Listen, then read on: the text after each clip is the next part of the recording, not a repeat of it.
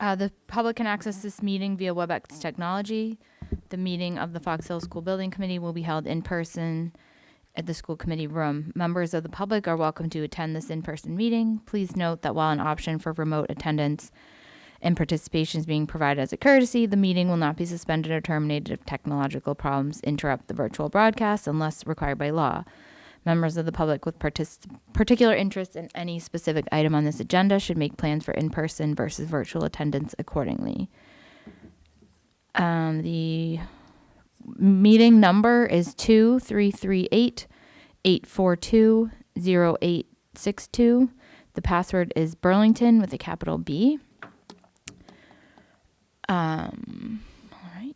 Christina, I believe you are driving from remotely? Or Aiden, okay.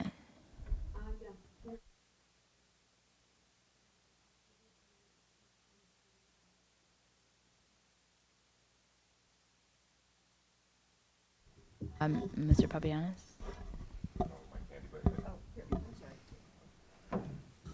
I just want to note that I was present for the meeting. It shows me as absent, and I believe Amanda Hannafin was too. And is she online to confirm?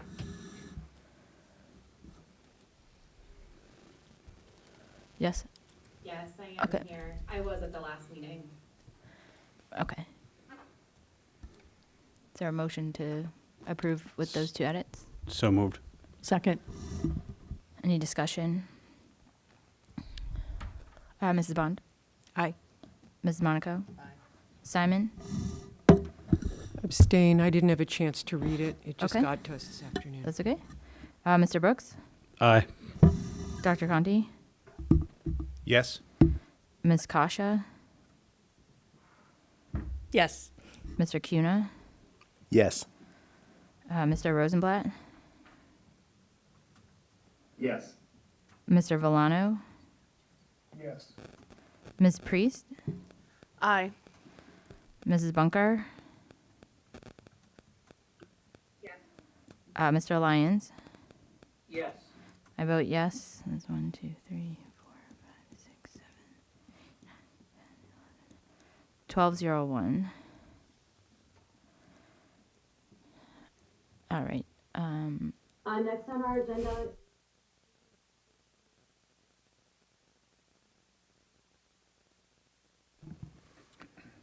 Yeah, just a brief comment on the previous comments that were addressed last meeting. There was a couple of comments, but one question again about enrollment. We did spend quite a bit of time at the last meeting going over enrollment, the charts, the different schools.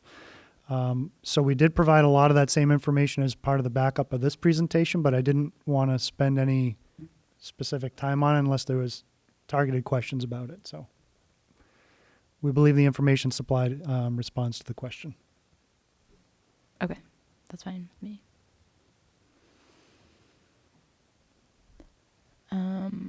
Okay, I think next is public comment anyway. So if there's questions, comments on that.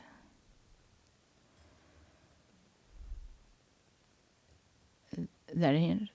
No. I wasn't sure if I was going to speak at item 11 or not. Oh, it's either one. Yep. All right, well, I'll go ahead.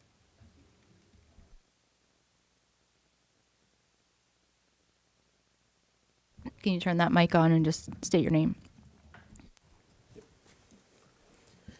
Okay, my name is Michael McCarthy. I'm a 41-year homeowner on Westwood Street. I would like to speak to the options presented for option 3. In particular, I'd like to advocate for option 3C, which is the two-story option that would be built towards the back of the site.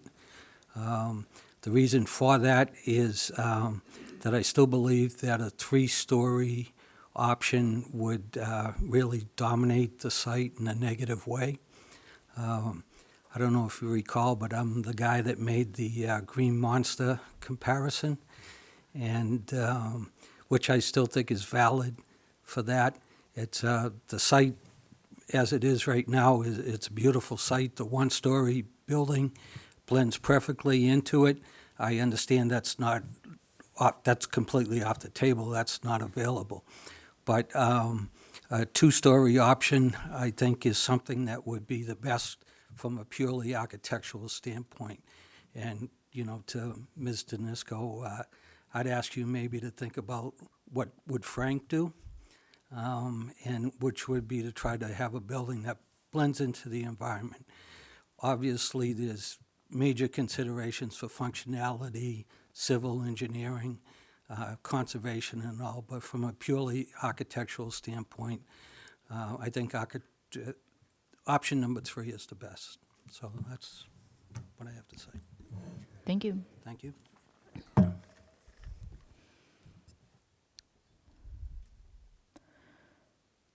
Can you just scroll up, Bob? Okay, good. All right. Christina, invoices?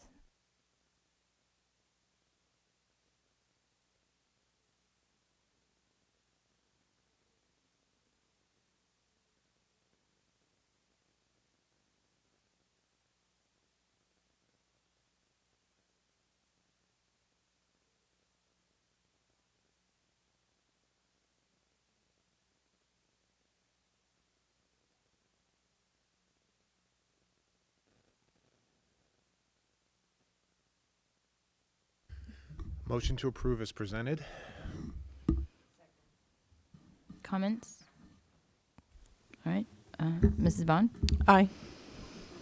Mrs. Monaco? Ms. Simon? Aye. Mr. Brooks? Aye. Dr. Conti? Yes. Ms. Kasha? Yes. Mr. Kuna? Yes. Mr. Rosenblatt? Yes. Mr. Villano? Yes. Mrs. Priest? Aye.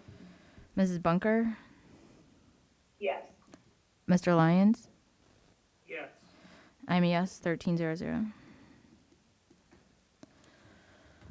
then the next slide is just a budget status update. Provide this at all of our FCC meetings just to show.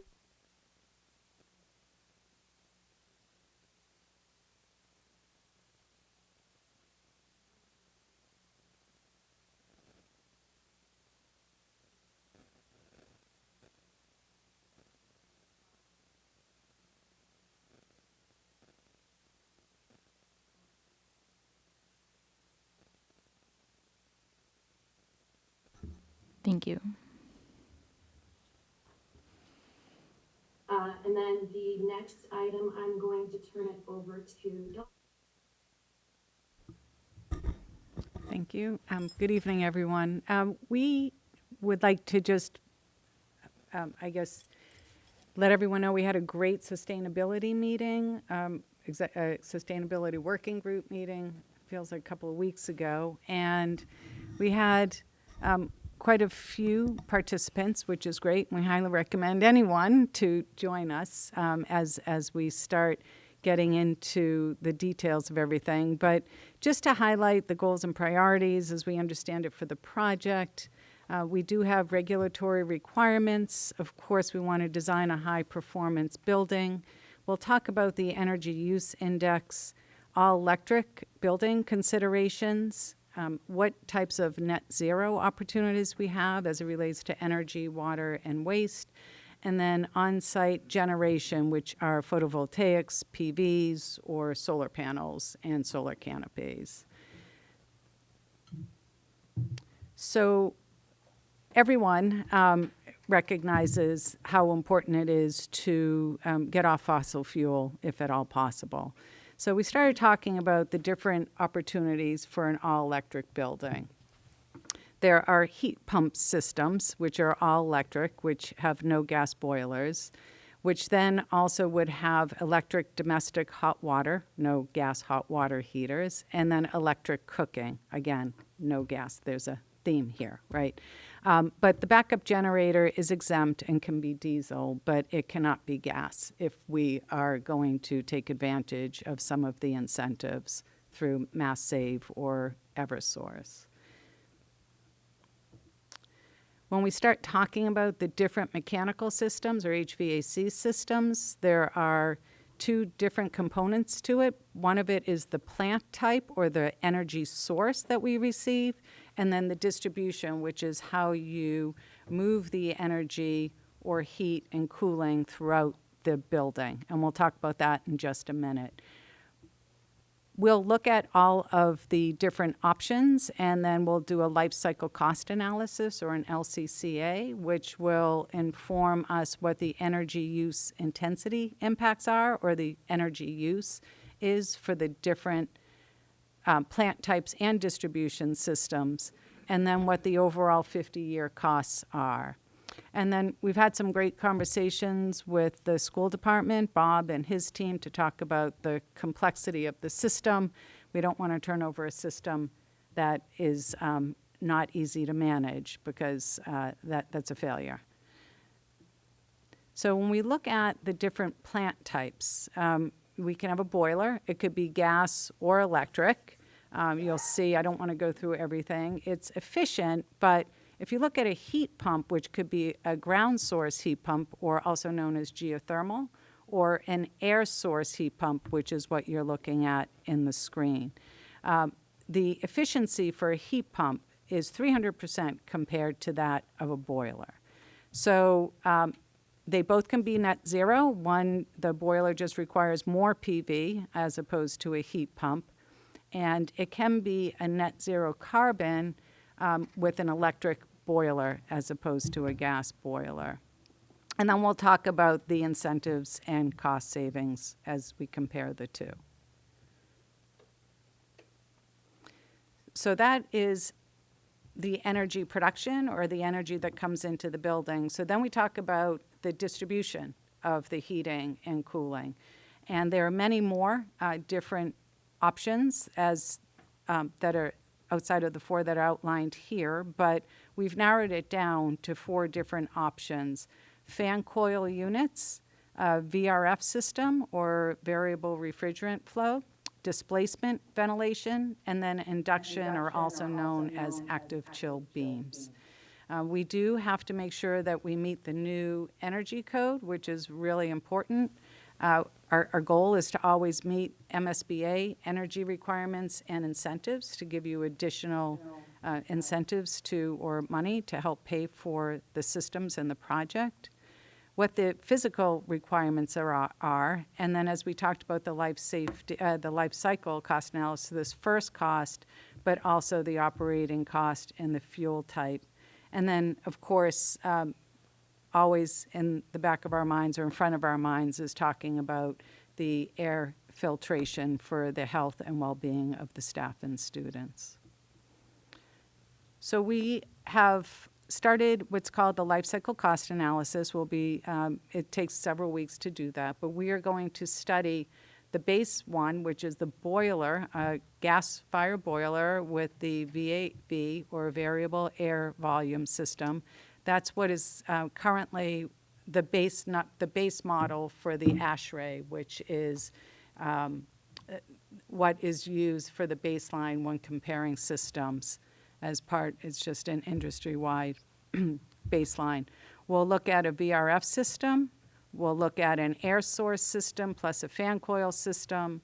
And then we're going to also look at ground source, or geothermal, as people are more familiar with fan coil units, with chill beams, with the VRF system, and with the displacement ventilation. So we shared the next slide. And this is a case study of another project we just went through, and we've received the usage of the building, right? The hours of operation. That's really important as we put in that information to receive how much energy you will use.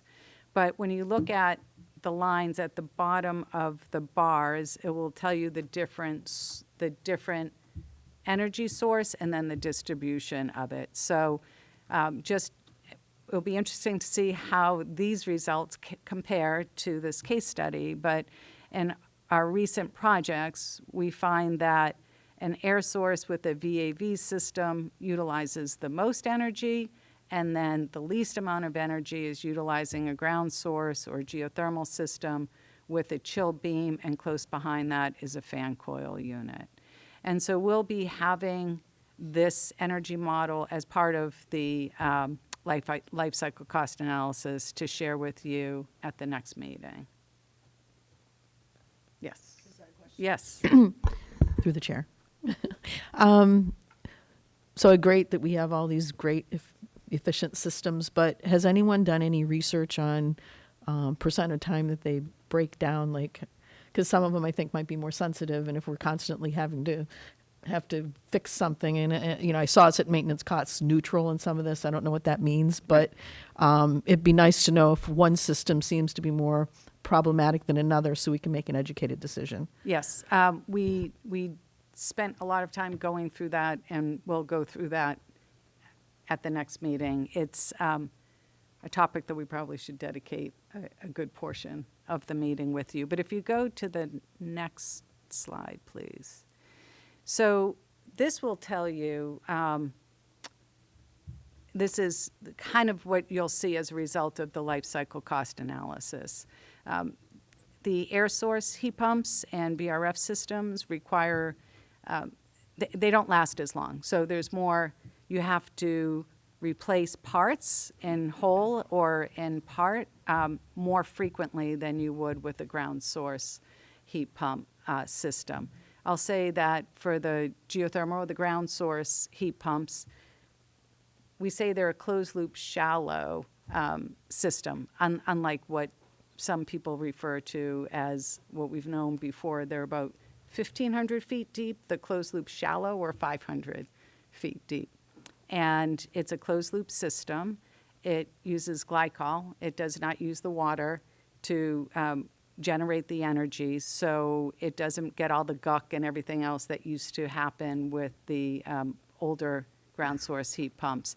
So this is almost, you set it or you drill it 500 feet, 80 of them, or approximately.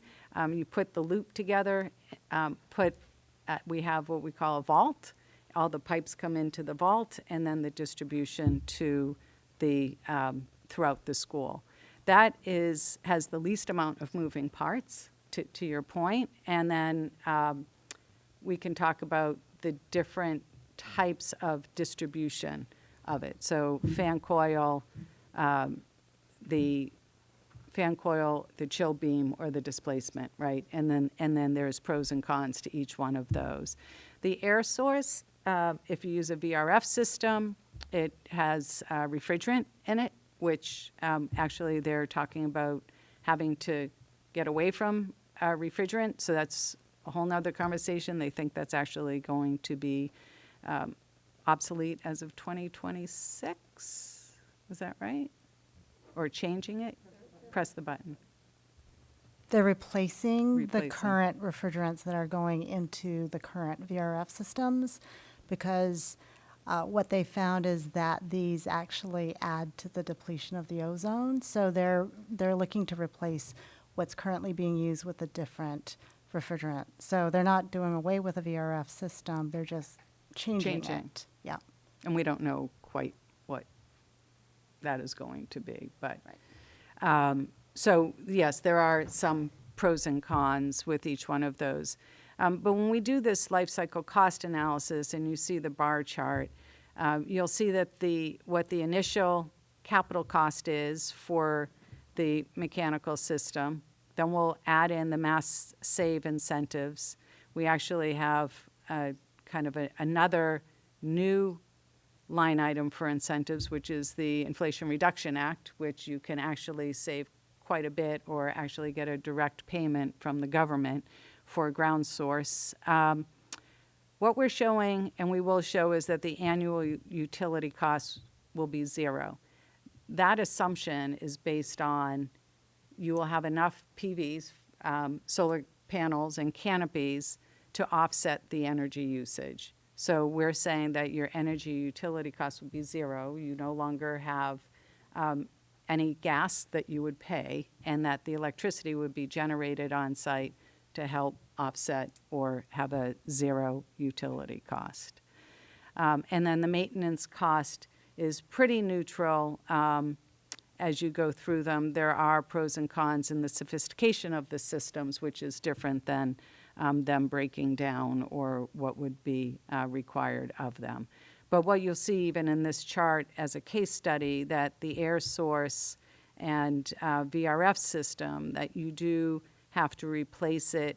It has a lifespan of about 15 years, where your ground source heat pump, depending on the distribution, has a longer lifespan. So you'll see as it goes up, and as you look at this from a 50-year life cycle cost analysis, the ground source typically comes in less than the air source. But we'll have that detailed for you with yours. Can I ask one question? Yeah. And if we took this chart out to 52, the yellow would be off the chart on the top, correct? It'd be at 40 million. At 100%. At age 52, the yellow bar would go up to 40 million, right? That's how I'm reading this, because we're paying 20 million You would pay it twice. in 26, right? And so 52 Would bring it total cost up to the 40 million, right? Yeah, This is how you we're would reading this double. bar. Yep. Yeah. Okay. Yep. Yep. So when we look at the costs overall, if you go to the next slide. Yeah.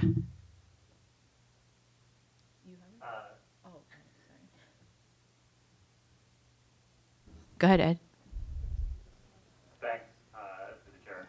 I just wanted to mention that the incremental cost of the yellow bar for the photovoltaic replacement is maybe 5. It's not 20 million. And also, I believe, please confirm that this being a case study, our case is different. So the efficiency of each of these depends on environmental conditions on our site. So we would expect a different analysis. Is that correct? So based on the information that we've gathered from doing the exploratories on the site with the test pits and the boring so far, we have a baseline. If the decision is to go with the ground source heat pump system Or geothermal system, we would do a test well to verify and validate those assumptions. But so far, we're saying there's no reason that we couldn't do a ground source heat pump system on the site based on the existing site and soils. But you're correct. This will change a little bit based on the usage that is expected of the building. And then to your point, Ed, sorry, go ahead. Temperature assumptions for each of the exchanges. Come down there. Is that correct? the temperature. Like global warming. Well, I think it's a difference between No. information in the case study versus here in Burlington. Burlington. Yeah, And- so this case study was Newton, but sure, they, Right, pretty close. Got it. yeah. So, yeah, sure. So, yes, but people do take that into consideration now and talk about, I hate to say global warming, right? A lot of people are saying that in 50 years, we're going to look more like Baltimore than we are going to look like where we are today. But, yeah, we'll take that into consideration. And then to your point on the PVs, again, we're looking at PVs, we're understanding that solar panels have a life expectancy of about 20 years. So would you have to replace all of it? No, you would probably have to replace the panels, but not the structure of the PVs that sits on. Probably a silly question, but you're going to ask it No, anyway. please do. So when we all of us who have basements, right, we worry about radon. So we're digging down deep. So how do we get rid of that potential to be pushing that into the schools and people breathing it? So when we're drilling for the ground source heat pumps, they are drilled 500 feet, but they're cased and then capped. So there shouldn't be any additional radon that would be exposed. We actually, now that you bring it up, we, in many instances, and we'll talk further with the committee what is their preference, but a lot of times we will actually set up the infrastructure so that if you want, you can come back and put a radon system into the building. Yep. Vivian, do you want to say anything further about the drilling? Yeah, so typically the wells are drilled outside of the building footprint. So those are usually under playground areas, fields areas, and sometimes even parking lots. And as Donna said, we often set up the building to provide a radon mitigation system where we provide the crushed stone under the slab and the vertical pipes. And sometimes we test the building at the end to see if we really need the fans on the top of the roof, but we plan for that as well. But I think, so the wells themselves will be 500 feet. They stop at about 4 to 6 feet below grade, and then they're capped and closed. So we've not heard of that kind of exposure, but it's a really good point. And thank you, because it's important. No, please ask the questions. Please ask the questions. Ed, did we answer all of your questions as it related to that as well? Yes, you did. Okay.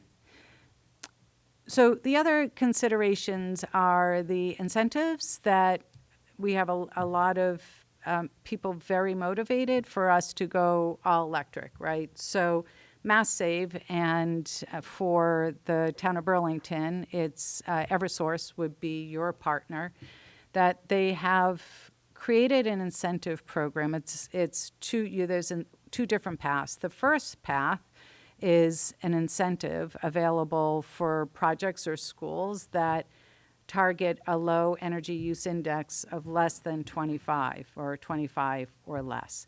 And it has to be all electric, right? And it can be heating and cooling, of course.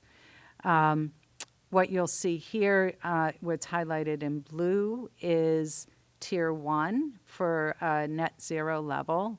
Not saying that you have to be at net zero for you to receive the incentive, but you do need to has to be all electric, hit an EUI of 25 or less. You'll receive $2 per square foot for construction. And then if you choose to go with an air source heat pump, you get $800 per ton, a VRF system, $1,200 per ton, and a ground source heat pump, you would receive $4,500 per ton.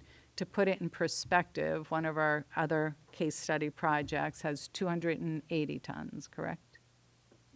250 tons of ground source. The construction incentive for a square foot, is that the heating project or the building Square project? footage of the building. Building. The full, Okay, the thank full you. building. Yeah, thank you. It gets paid at the end of construction, and then they actually have a post-occupancy incentive, and if you don't meet it, you don't need it. It's extra money, where you can get an extra $1.50 a square foot of the overall building, and then if we do hit our target of 25 or less and actually come in under, you get 0.05, you get 5 cents additional to that. And then there's a certification incentive as well as another adder for 3,000. I have some additional slides to talk about the Inflation Reduction Act. But if we go to the next slide, if for some reason you're unable to hit an EUI of 25, I think it will be, we've received the anticipated usage of the building, right? So we can design this as energy efficient as possible, but if your usage is so high that you're just not able to bring the EUI down, which isn't a bad thing. We want you to build a school and use it, right? That's so important. But so if for whatever reason we're unable to hit that EUI of 25, they have additional tiered rates. So this is what we call Path 2. We haven't had a project that has not been successful on Path 1. But just in case, we wanted to demonstrate that that's not all, right? So that you can, based on these tiers, still receive an incentive. And most importantly, it's the heat pump adder that really propels you into going with an all-electric option, utilizing a heat pump system. So if you go to the next slide. So the Inflation Reduction Act has really just been, they've modified it. And so now those non-tax-paying entities, such as communities and towns and cities, have an opportunity to also participate in the IRA. Next slide.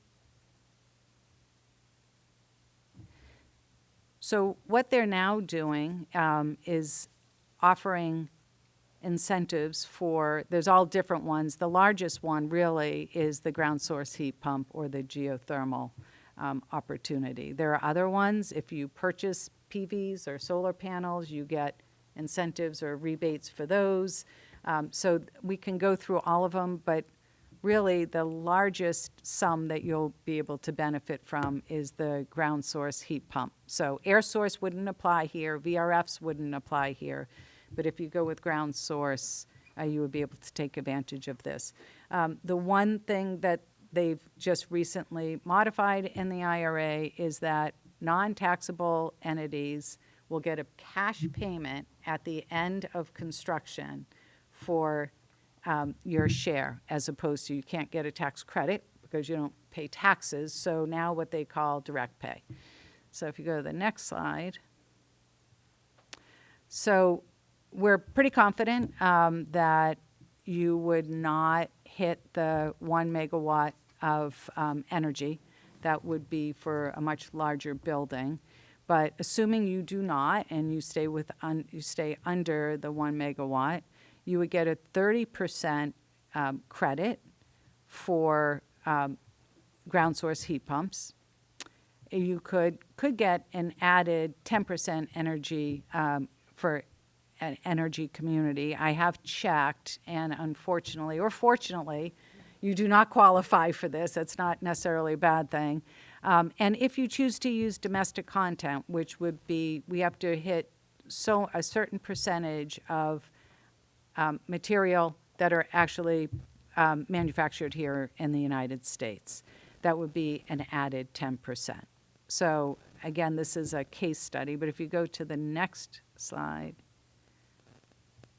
So you could get 30% for the base credit, plus a 10% for domestic content adder is what they're called. So you have up to 40%. And then if you're bonding this, you have to take 15% off, right? So effectively, you're at about a 34% of all of the costs associated with the ground source heat pump. So it would be the actual geothermal wells, it would be the entire distribution system, a lot of the electric component, and they're clarifying this, but they also think that there's some plumbing that you would also be able to take advantage of. So when you look at the, go back one more. So some of the other sources of credit would be for solar and then for energy storage. And energy storage would be like a battery that sits on site that collects and stores the energy from the PVs that you're going to install. But the solar is if you purchase the solar and don't go through a power purchase agreement, which a lot of communities do. And then the energy storage, again, if you go through a PPA, chances are you probably wouldn't have an energy storage. That could actually be part of your PPA. But you can see this is a hypothetical K-12 school that actually, hypothetical is one of our projects for receiving a $3.8 million check at the end of construction. It's huge. So go to the next slide. Yeah, sure. For the domestic content adder at 10%, and we're using photovoltaic cells, is there enough domestic supply to get to 10% for that, or is that just for the ground source heat pump equipment? It has to be for the entire building. Okay. So some of the details still a little fuzzy. Every week we're learning more. We would recommend that the town actually consult with a tax attorney / accountant, because and we actually have quite a few that we could recommend. The devil's in the detail in a lot of this. So we were hearing at one point, to get the adder, it just needed to be steel, and all of your steel needed to be manufactured in the United States, which seems simple, but a lot of our steel actually comes from Canada. So there's a premium to that. But anyway, so there are Just expectation management. I'm trying to understand where we're going to 100%. be at. Yeah. Yeah. So for us, I think we would say, we know we can get you to 30%, and the 10% would be a bonus. Okay. Right? Or we could factor it in, and then your cost estimates would be based on all U.S. manufactured materials.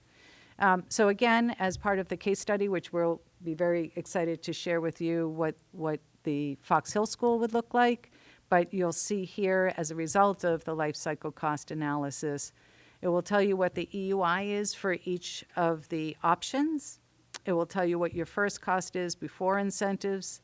Take into consideration the Mass Save incentives plus the IRA credits or direct pays, what annual operating costs would be, your net replacement costs, and then again summarizing it into a 50-year life cycle. So when we just did this for another district, Newton, you could see they started out with the VRF system, but after all of the adders and rebates and replacement, that ground source heat pump system, and they chose to use a VAV, they ended up with a VRF system, so it's not even showing on here, but a VAV system actually is $2 million, almost $3 million less than a VRF system, once you add in all of the incentives. So, everyone realizes all electric's great, but if everyone goes all electric, we have to find alternatives to produce the energy that we need. So that is really what a lot of the push is for the ground source heat pumps. So does anyone? I have one question on the EUI. Obviously, only one is under 25 and like barely. Mm-hmm. So is there an expectation we do additional things to get under 25 or? If we are unable to get under 25, we would probably have to go to the path or tier 2. And Eversource is great, or Mass Save is great. They round down. So if we're at 25.6, they'll round down. Okay. Yeah. And just talking about EUI quickly as a energy use index, if there's one criticism of the program, it's that, as Donna mentioned, the usage of the building is a very big portion of the function that gets you to 25. So to make like an EV car comparison, right? It's good that you've gone hybrid or EV, but I guess especially in the hybrid comparison, if you're still driving 45,000 miles a month, you're still requiring a lot of fossil fuels, right? So I guess that would be one criticism. So when it comes to building use, to be conservative but fair, so we don't make the output of that function more difficult than it truly will be, because part of the incentive verification is to a year post occupancy to verify that the usage match the actual energy use matches or is below what was projected in the life cycle cost analysis. But they won't take away your design money. You just don't get the adder money of the 5 cents plus the, Mass Save or Eversource is wonderful, and they totally understand if you build it, they will come. It will be the most energy efficient building you have. Wouldn't it be a shame not to use it? So, in the past, and we'll spend some time, we really encourage everyone, and if we do need to host the sustainable meetings at night or whatever so that more people could join, we're happy to do that, I think. But you'll see that in the past, the mechanical systems used to use a lot more energy than what they currently do. And now what we're looking at, it's plug loads and usage in the building is actually probably the highest user of the energy in the building. So we have ways to maybe manage that in a way we can put sub-meters to identify where all of the draw is and everything. Through the chair, I think I heard you right, but I want to make sure that this chart we're looking at, the HVAC system considerations with the EUIs and the amount of money it would cost and we'd save from the incentives, that's not our project. No, this is a case study. This is right? an This example from of Newton. how it will work. We do not yet have the LCCAs, the Life cycle. life cost. cycle Yeah. costs. Right, okay, Yeah, thank we, you. we will have not the full report, but the data at our next meeting. Jen? Are the EUIs affected on the stories of the school for 2 versus 3? We actually will have that for you next week, or next meeting.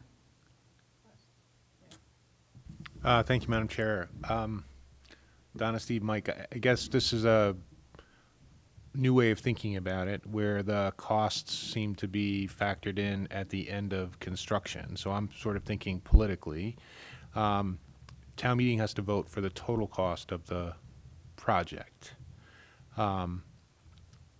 We don't know what those rebates would be until the building is built or constructed, or you wouldn't want to value engineer. Once you choose a ground source system, and we go to bid, we're not going to change from that ground source system, even if the rebates were to be there or not. I'm just trying to wrap my head around what number does town meeting vote for, because we would want to stick on the sustainability path once we went, even if it were more expensive up front, because then we're saying we may get some of those costs back at the end. And so that's one part of the question.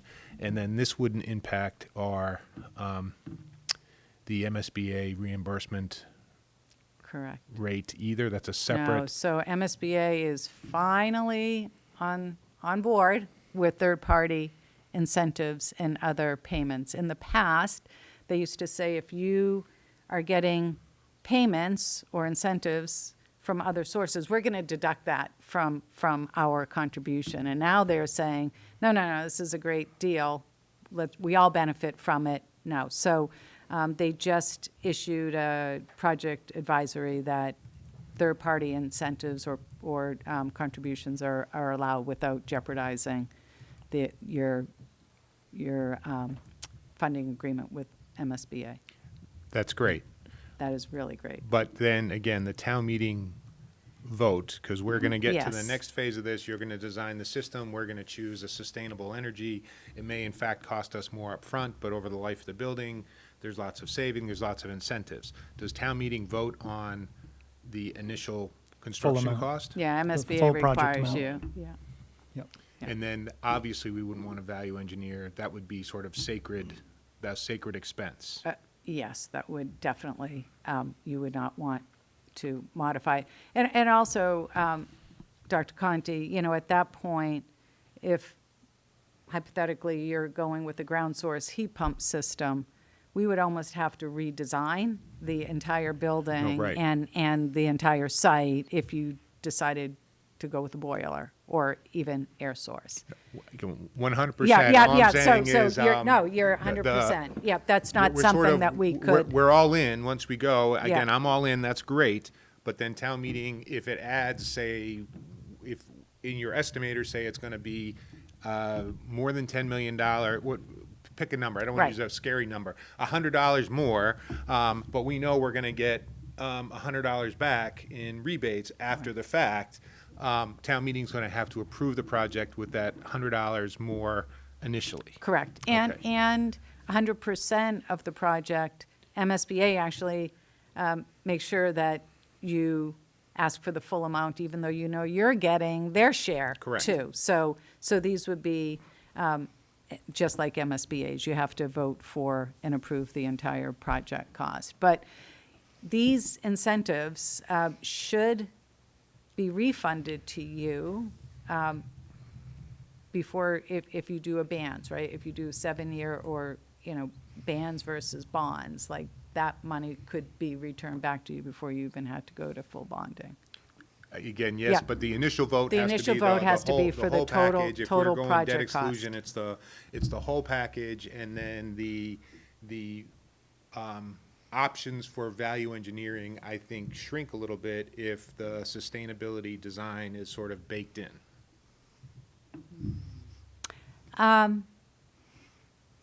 Yeah, I'm just trying to think of the components of the sustainability that we would even think about value engineering out. We now have a new energy code, so we don't have a lot of choice in a lot of the energy elements of the design of the building. So we know we need so much insulation, we know we need to have, so more and more what we're finding are maybe site for value engineering, and that will come up. We'll have a list of value engineering, but it will not be wholesale changes to the project. No, I think that's Yeah. a good thing. Yeah. So I get that they're voting on the full package, Yeah. right?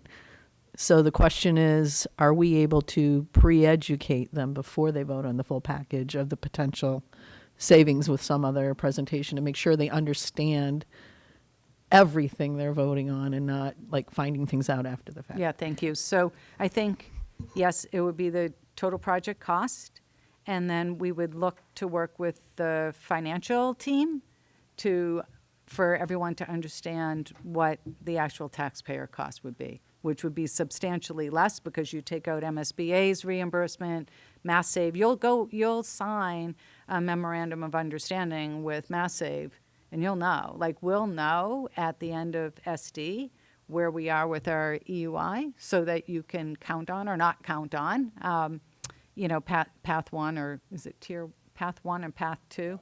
Yep. But you still get the ground source heat pump adder in that, or the air source heat adder. So you would deduct those from what the taxpayers would be responsible for. I think Steve Go just ahead, wants to Steve. follow up. So 100% sure, correct. The vote language gets approved by MSBA to make sure it says the appropriate thing in terms of the full amount to approve the complete total project budget. I think that was part of the recommendation when Donna spoke about the recommendation to consult with a tax attorney. Working with a few districts, the recommendation's a little bit different. As Donna mentioned, we're hearing new things almost daily in terms of the fine print in the IRA and the incentive. So much like we've been working with Ways and Means to understand what local responsibility would be at the end of the day, I think that would go a long way to informing the community a responsible amount, not taking a full, extremely rose-colored glasses look at what that incentive could be. So being responsible about, what the town could expect to get as incentive at the end of the day. So, maybe a factor of some margin of error or a factor of safety, but being responsible in what that number is. As we know, numbers as they get released to the public tend to have legs and hang on. So we just want to be responsible. And as we go to the estimators for this next step, understanding what in the ins and outs of the MSBA's total project budget and how some of that eligibility and what their ultimate grant will be at the end of the day, again, factor of safety.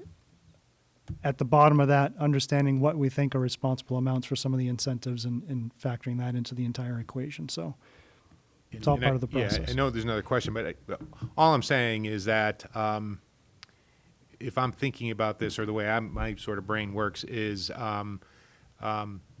we can't value engineer photovoltaics out of this project.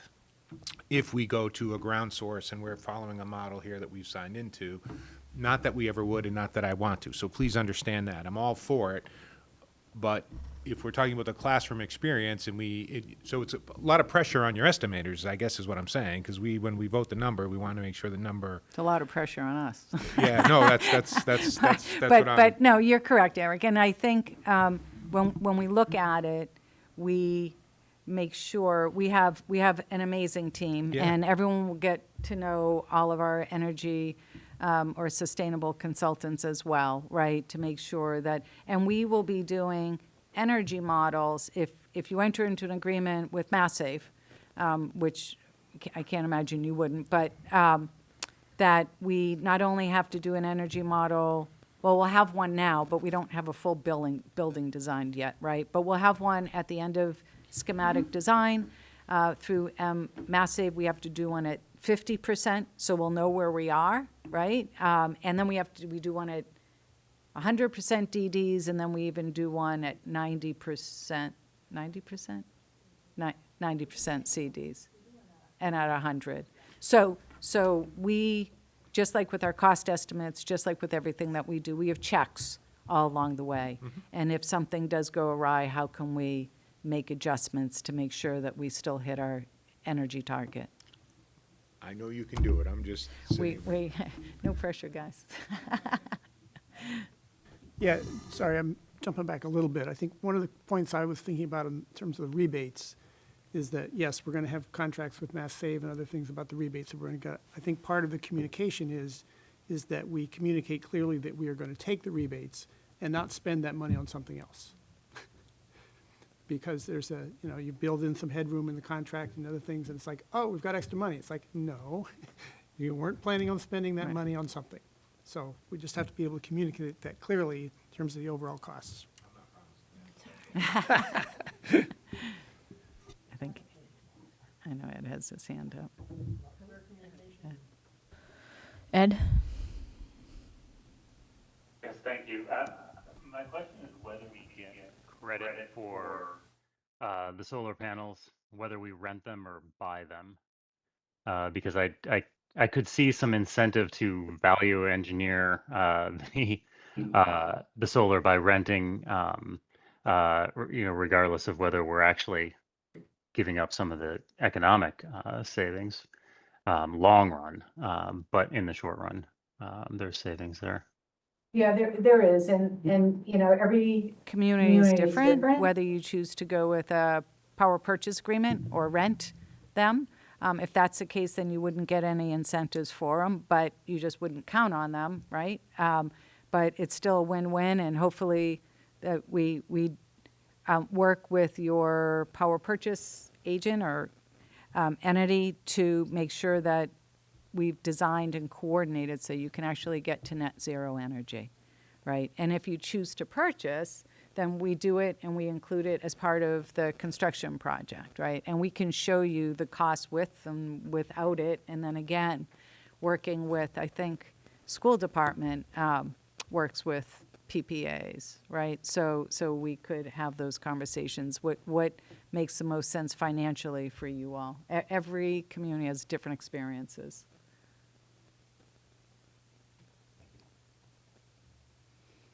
So this is a great just introduction. We will be back on November 13th with what does it mean for you specifically, Burlington. And then the next slide.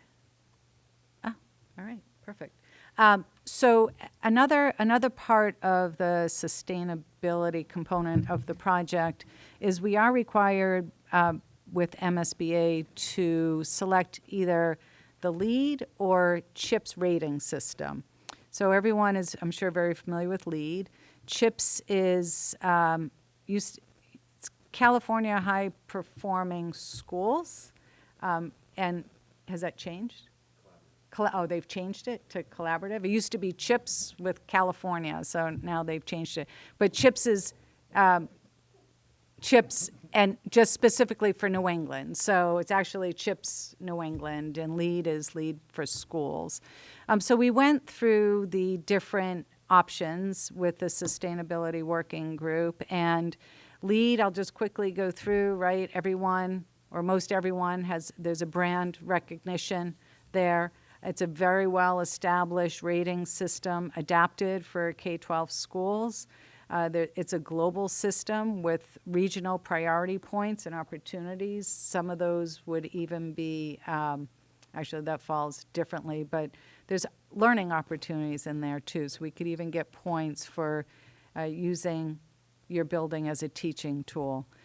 There is a strong emphasis on energy and water, and then local transportation location and transportation has its separate category. Operations and maintenance are not included.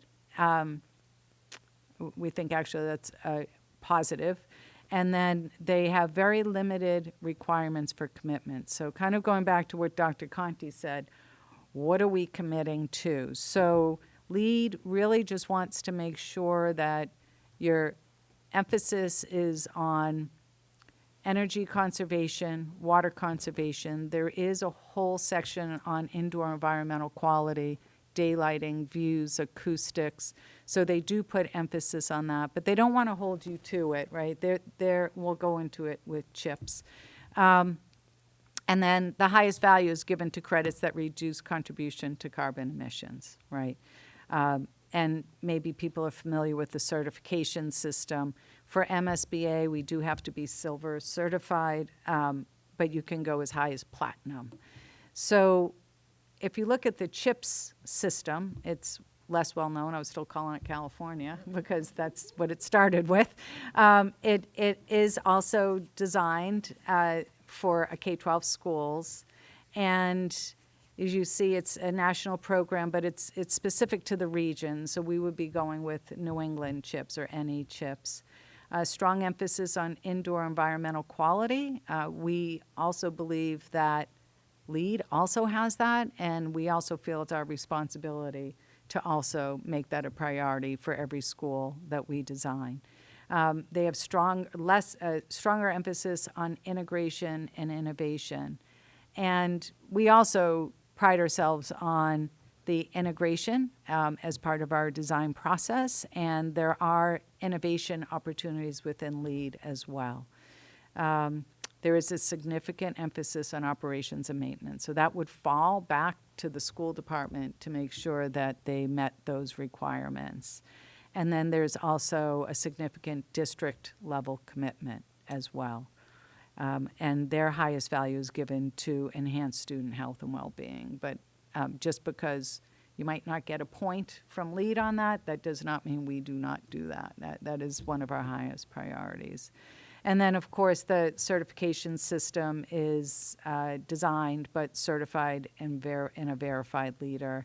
And MSBA, I believe we need to be certified for the CHIPS certification or rating system. So the Sustainability Working Group felt that LEAD was the preferred rating system, and as your consultants, that we would recommend that we go with the LEAD rating system. So we would be opening it up for a discussion, but asking for support of one or the other rating system. I would like to make a motion to approve LEADS as our sustainability rating system. And obviously there can be more discussion if that's seconded. I was going to comment that I liked some of the value in the CHIPS program with indoor environmental quality and student health and well-being, but if that's also a priority under LEAD, just not earning points, then I'm okay with that. Actually, LEAD does have an emphasis. It has its own category for environmental, indoor environmental quality, and the devil is in the detail with that. So we certainly can, it is an emphasis with how we design schools, but make sure that just because you don't get points doesn't mean that we wouldn't pay attention to it. And we're happy to review what those meant from CHIPS and how we can incorporate it.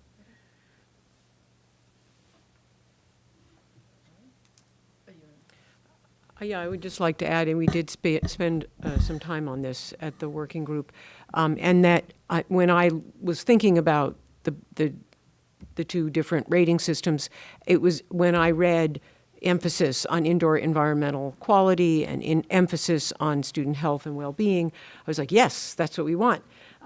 And then after we discussed it, I felt like, well, we don't lose that by going with the LEAD. So that's why I feel like LEAD is the way to go. Mrs. Vaughn? Yes. Mrs. Monaco? Yes. Ms. Simon? Yes.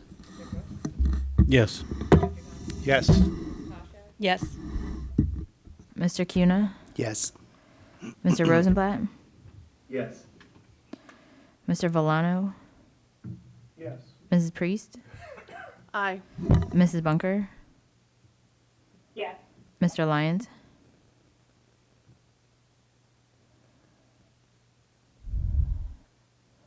Do we lose Mr. Lyons? Okay, no problem. I vote yes, so we've got 1201. So this is, we are choosing LEAD for our sustainability system. Awesome. So the next update for discussion really is to talk about the school. Yeah, we're finally here.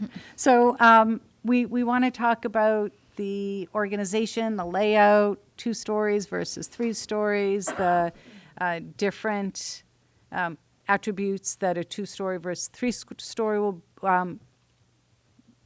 deliver for you.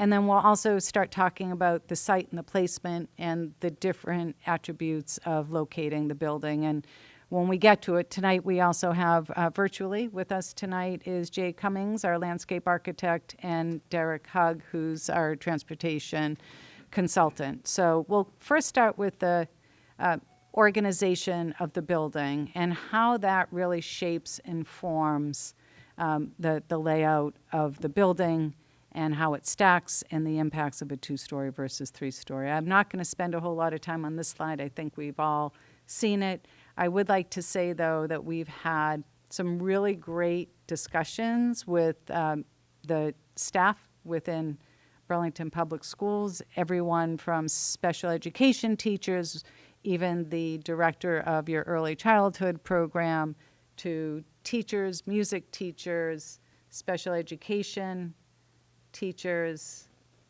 who else?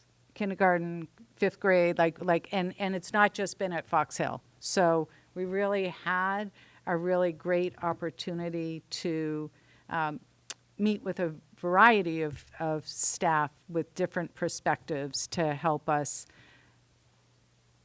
think about what really works and what doesn't work so well. So we have many different options that we're not going to show you tonight because we'd be here all night. But what we've arrived at is from an organization perspective. So these first series are going to be for a 2-story school.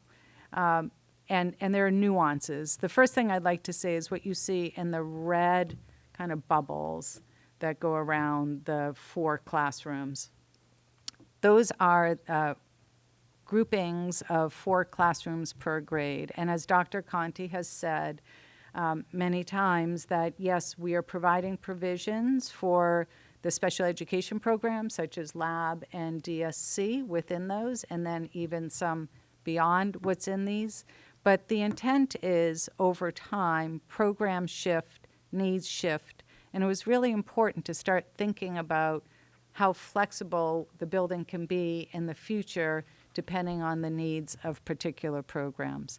So unanimously, we received support to have classrooms clustered in 2 classrooms with a project area, and then on the other side of the corridor would be another 2. So clustering 4 classrooms per grade with integrated, that includes a special education program, whether it be lab or a DSC. And then we have the associated support spaces for the students, and those can be pointed out as we go through. And there are some nuances when you start looking at a 2-story versus 3-story school. Is Aiden, are you driving the bus here, Aiden? I'm seeing people trying to, can you try to just make it a little bit bigger?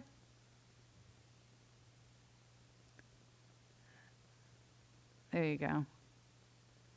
And is that better for people to, now we just lost it on the screen a little bit, but, and then we've lost our talking points. But, yeah, I've got a little cheat sheet on the right. If you could just make it a little bit smaller, there you go. That's great. So all of our options will be 91,000 gross square feet, right? That is what we are committed to based on the educational program with MSBA. The footprint, right, the distance from one end of the building to the other on the first floor will vary, and so that's an important consideration. So for the first option, we're showing that we have for 2 stories, you'll see in all 2-story options that we have kindergarten, first grade, second grade on the first floor, clustered by 4 classrooms per grade. And then on the upper floors, you'll see same, right, mirrored with the exception kindergarten slightly larger. So you'll have 3 additional clusters of classrooms for 3rd, 4th, and 5th grade. All of the classrooms will be designed identically, with the exception the kindergarten's a little bit larger and has a toilet in it. But all the other classrooms will be designed identically, whether they're designated special education or general core academic classrooms. So when you walk into the building, the big red arrow here, you'll see the green, which is your main administration, and everyone is supporting that, yes, you want your main administration at the front door. You'll see a line right as you enter the building. Yep, thank you, Aiden. So that would be a vestibule, a double vestibule. So you would have to get buzzed in to enter, and then you would have a window from the general or main office that would check you in before you can even enter the building. So it would be a double lock vestibule, very similar to what you have at Memorial, right? Memorial has that. Other relationships that were very important in speaking with all the staff is that with the gym to have OT and PT support spaces, as well as the DSC motor room. So the motor room is just a smaller gym, maybe with a little different equipment, but dedicated for their use, and even actually maybe lab or anyone else that needs additional motor skills. We actually did get a comment back from one of the teachers that was asking if maybe we would consider combining the OT and PT as one space as opposed to 2. So absolutely. Right now, our goal is just to provide the building blocks and adjacencies, and then actually before we even submit to MSBA, we hope that we can even refine the floor plan a little bit more once we know what direction we're going in. So when you enter the building, we have the gym on the left, the cafeteria and stage, and the kitchen area, of course, will be on your left. And that would be what we kind of consider the community use spaces, right? There's an elevator as you enter the main building. It says ELEV in the corner there. And then our vision is to have this open, bright stair that you would have great views and full transparency to the other side of the building and the site. Here, it was important, we started talking about, okay, what other adjacencies are important to you? Well, maybe the music belongs on the first floor. We understand how big your music program is, so to have it in relation to the cafeteria, maybe take advantage of the stage when the cafeteria isn't in use. Could also be a green room or waiting area or prep area for students when you're having assemblies. We thought about, well, media center is a pretty important component of your program and the hub of the school. So what if we put that on the first floor as well? So what you're going to find is we have to identify what the priorities are and which are more important over others. So by putting the music, the cafeteria, the gym, and the media center on one floor, what's my footprint there, Aiden? You've lost me. It's like 500 feet? Yeah. Is 500 you said, right? 500 feet from one end of the building to the other. So that's really long, right? I think when we measured Fox Hill to go from, one end all the way through the main corridor and all the way to the other was 480.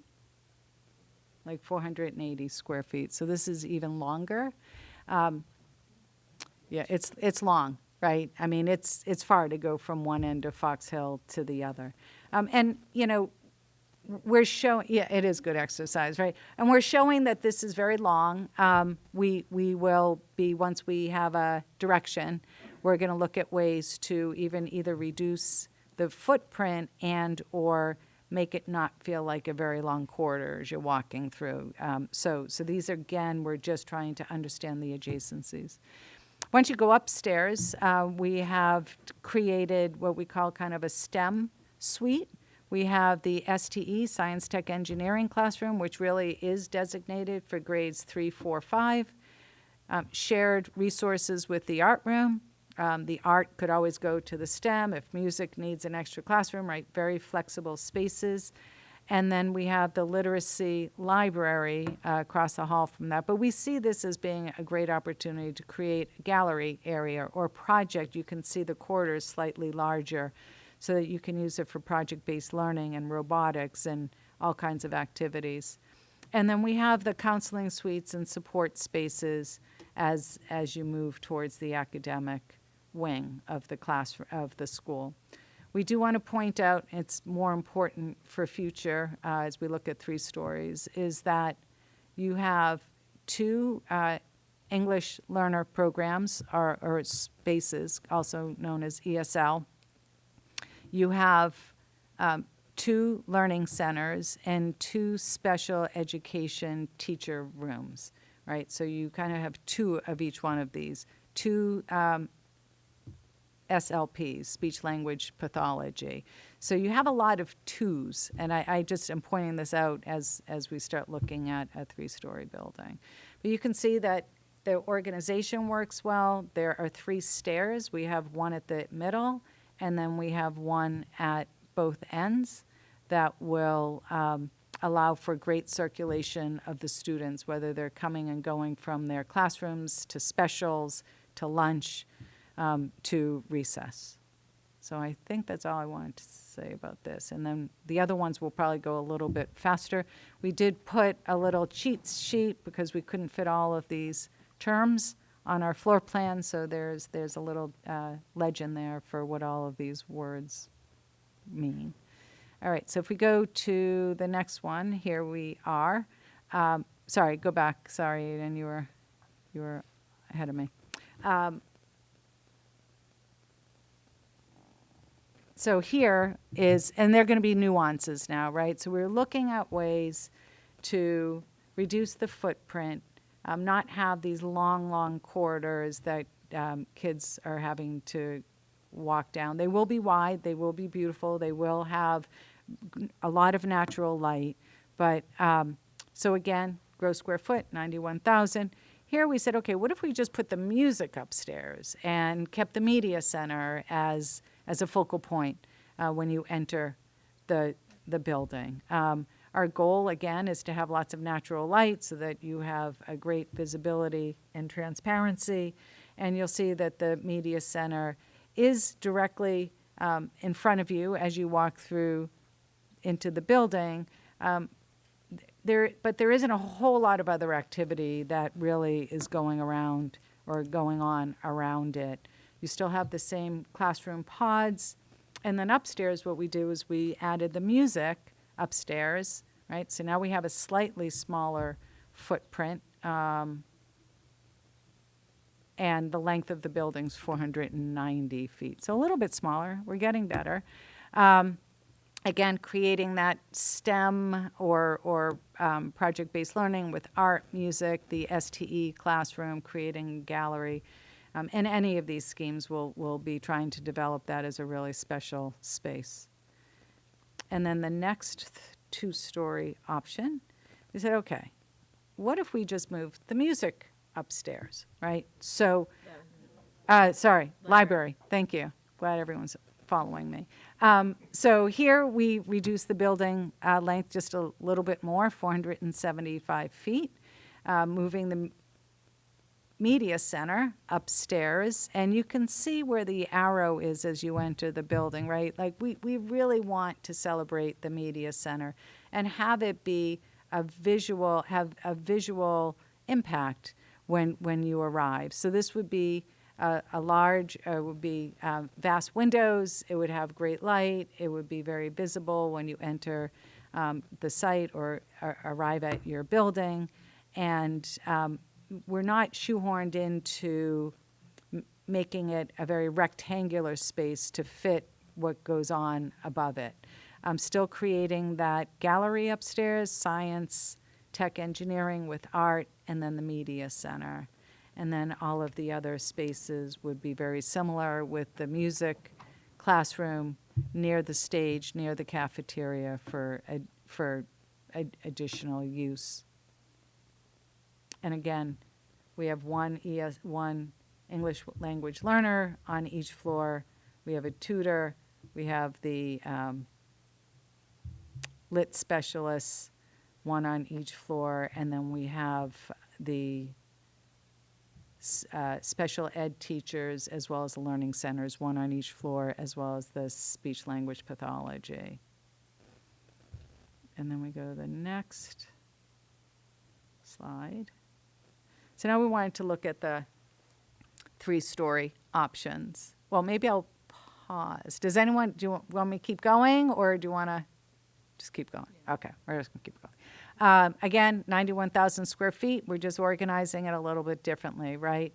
So the footprint is 45,000 square feet as opposed to 50, 52. The building length is now under 400 feet. Here we did a very similar exercise. The difference in these 3-story options is you have 2 grades per floor. So K1, 2, 3, and then 4, 5 on the upper floors. We started to think about, we did the same exercise, but the challenge here is more so as you have so many needs for the first floor, but equally you have so many needs for the middle floor, because your staff, and you have so many staff to support these students, really need to be centrally located. So it's almost like you have as many needs on the first floor as, and on the second floor, just slightly different, because your staff need to support the entire school. So if they were on the first floor, they've got to go up 2 flights to the third, or on the third floor, and then you have to go down. But you'll see very similar. The differences are we have 2 classrooms, 2 grades per floor. We played around with the location of the art, the music, and the media center. And again, the differences are here that the challenge is finding the right locations for these specialists that you have 2 of. And it just started to get a little more challenging. Do you put them on the first floor and the third floor? Do you put them on the second floor? Right. So you'll see as we started going through these that it just creates a little bit more complexity to the servicing all of the students. So this is one option with the media center on the first floor, art on the second floor. And then on the third floor, I'm actually, sorry, can you just go back one? What do we have on the third floor? Science, tech, engineering, right? That supports grades 3, 4, 5. So that seemed like it was an appropriate place to put there. And then just shifting and sharing different spaces, learning center on the second and third, speech language pathology first and second. Again, we can move them around, but you'll start seeing that we want to be really mindful if we go with a 3-story school, how we can best locate these staff that service all the students. If we go to the next option, we said, okay, how about if we put the media center on the second floor, very similar, same exercise, music on the first so that it does abut the stage. There could even be a connection there, and we could do that with the 2-story option as well. And it's very similar. This option, actually, if you start looking at it, the first floor is 385 feet in length. The second floor gets smaller. It's like a really tiered cake, right? So your wedding cake, you're going to end up with just you and your spouse on the top here. It just the program just started getting smaller and smaller, and what services could be on the third floor. And then I think do we have one more 3-story option? And then this 3-story option, I'm playing with it, so it's messing me up. You know, again, very similar. We said, okay, well, what if we just put art, music, and media center on the second floor? What would that gain us? Still, you know, the building length is still 385 feet. And then there would be a stair that could connect directly down to the first floor, so music could flow from second floor or want to utilize the stage for overflow or for additional space. And then science, tech, engineering would be on the third floor. So this one is a little more evenly distributed when you start thinking about the massing of a school. So I think that's it, right? 3 and 3? Yeah. So maybe I'll just open it up before I tell you what we've heard from staff. Through the chair, thank you, Donna, for sharing it. Can we go back a slide to any one of the floor plans?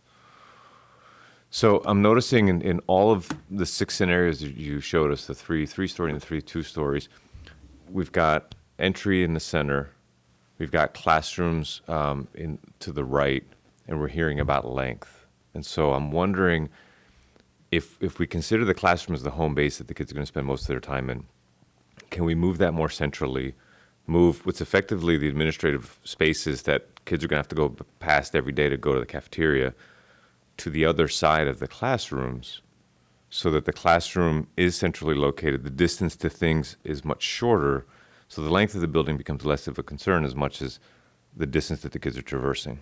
Yep, that's it. So, yes, and well, you'll see how this relates to the site. And so a lot of times that is also a deciding factor, right, is how it is related to the site. But yes, we could put the administration at one end, but you also want to be careful because we do want to be able to provide community access to spaces without having people come through the academic wing. So when you think about that and when you start seeing the placement on the sites, how having the main administration kind of center to where it's located makes more sense given our opportunities that we have on the site. But you're right, George, we could certainly take a look and see what that would do. Having the main administration where it is, people arrive at it, and then students can go to the academic spaces, and then you could have the gym and cafeteria for the community use spaces. But even to your point, they're not going all the way down to the brown space, which is the receiving area, right? So you do want receiving next to the kitchen, so there's also some other relationships that you want. You want the receiving and trash next to the kitchen, which is next to the cafeteria. But, and then for deliveries and things like that. But we can certainly take a look at that, let you know what it feels like.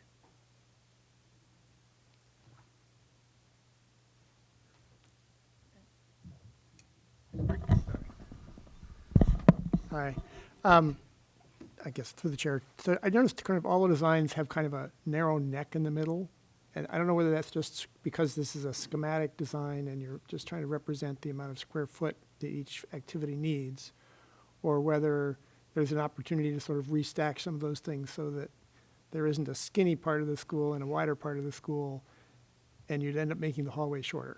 Yeah, so you're right. And we are continuing. That's why I'm saying even in a couple of weeks, you might see even different once we kind of say, okay, yeah, we want a 2 or 3 story school, and then we can start. But we agree, these really are kind of adjacencies and blocks to understand what makes sense and what goes where, and then from there we'll work on it. But our goal for every project, going back to the health and wellness of every occupant, is so that everyone has a window, right? So to have interior spaces, we try to avoid that as much as possible. And when you do that, you are going to have some kind of geometry. And we've actually even today we had the trace out trying to figure out how can we not have this little skinny part, and we want to open it up, right, so that it doesn't feel like it's expanding and contracting and expanding and contracting. Right. But yeah, we will continue to explore And that. then one other comment about sort of in the description of the functions and who relates to who, it seemed like there was a more natural relationship of things in the two-story building than there was in the three-story, where there's a lot more up and down movement and people having to change levels and being in the wrong place. So I guess, to me, it seemed like functionally it would work better as a two-story building.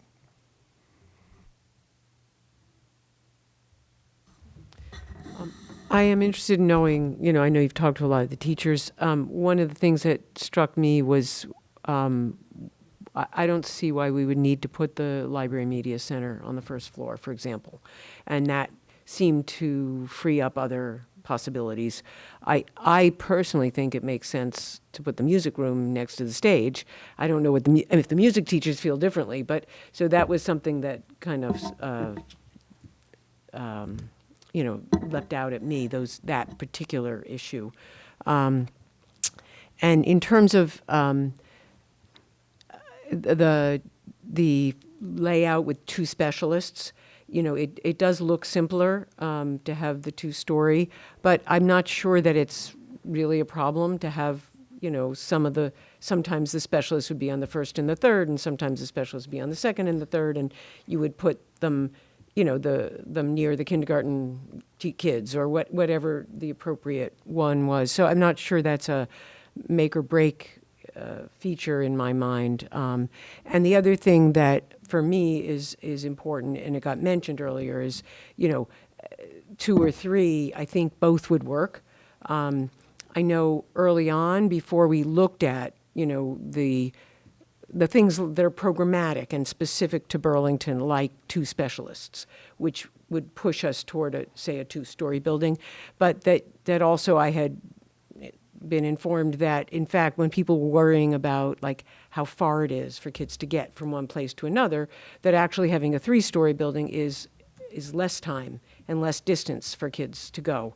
And I think it was Mr. Lyons who mentioned that he's talked to people at Memorial, and they say the bathrooms are so far away, I wish we had 3 stories instead of 2 stories. So I'm assuming that if you talk to teachers from other buildings, that you also got input from our most recent 2-story building, and to get that feedback about distance and whether that's appropriate. And then also, I'm not that concerned about whether a building is 100 shorter or longer footprint, but I am concerned if it does impact on our energy usage, if it impacts on the ability to make it the most energy efficient and use of solar, and that how would it affect, somebody mentioned earlier, the EUI, I think it was Jeremy. And then also, is there a cost differential? If there isn't a cost differential, that's a factor or if there is, that would be a factor for me. So hopefully all those things are being considered in this discussion as well. Yeah, Thank you. we weren't asking for a vote tonight, we're first seeing this, so we want everyone to ask, and we're going to continue to study them as well. But yeah, we will have cost estimates at our next meeting for November 13th, what a 2-story, 3-story, and in both locations of the site, and we'll have the EUI difference as well, right? So we understand they're all important considerations. Yeah. To the chair. The other issue for me, and I brought this up before, are all of these buildings ones that we could add on to if everybody's biggest fears of enrollment increases happened, and then down the road we felt we needed to add. We don't have anywhere else in town to build another elementary school. So is there a way to build a wing on either the 2 or the 3-story buildings? Yeah. So as you can see here, there's a stair at the end on the far east or right, and we're actually laying it all out today to see how many classrooms, and is it a 1-story, is it a 2-story, is it a 3-story, right? Again, the location on the site might impact that decision as well. But yes, we recognize how easily are we able to accommodate expansion. And I know, is David on the call? Yeah, David, I know you spoke with a bunch of your staff. You shared the floor plans with your staff. I don't know if you.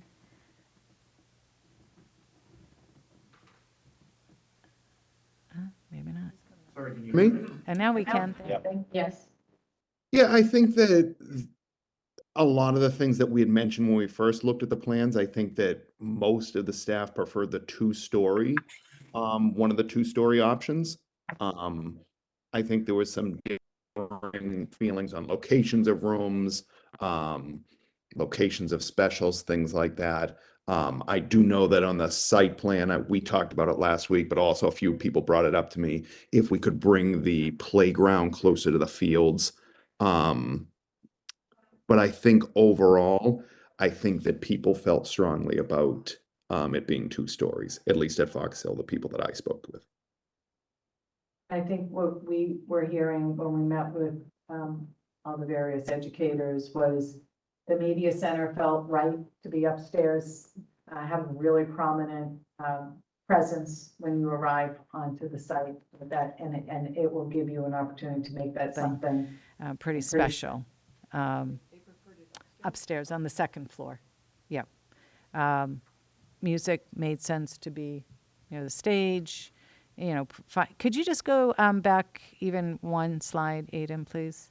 Where the actual middle stair is, like we're going to work all of that out. Do we put it immediately there? Do we move it? Do we make other accommodations? Like that's what we'll be working on between now and even, into the spring. So all of those details would be worked out. But in any event, everyone felt that the media center really belonged upstairs. People liked the where you enter and you have your academic on one side and your core facilities that can be used for community use kind of closed off.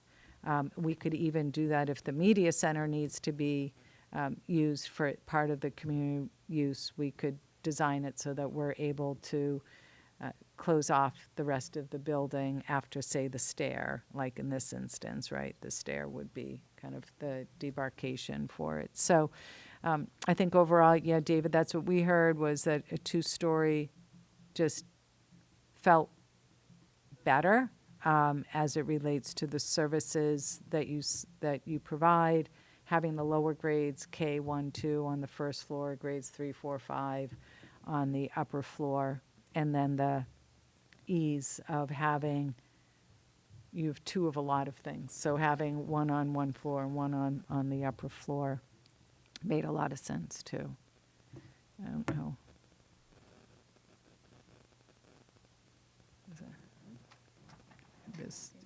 Keep going. There's a gentleman. Sorry,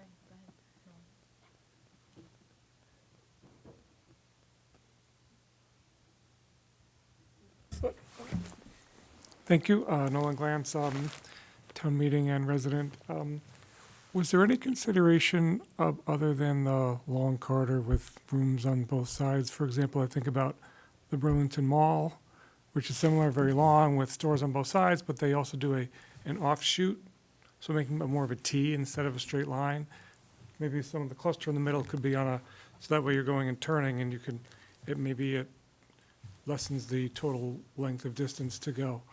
I don't know if that was a consideration or could be. Just an idea I had looking at the pictures. Thank you. So with that, we can now just jump into the site, and we do have Jade and Derek. I don't know if you guys want to show your faces. They were They very were very excited. excited to come. They've been working behind the scenes for months now. Had trouble with the link. What was that?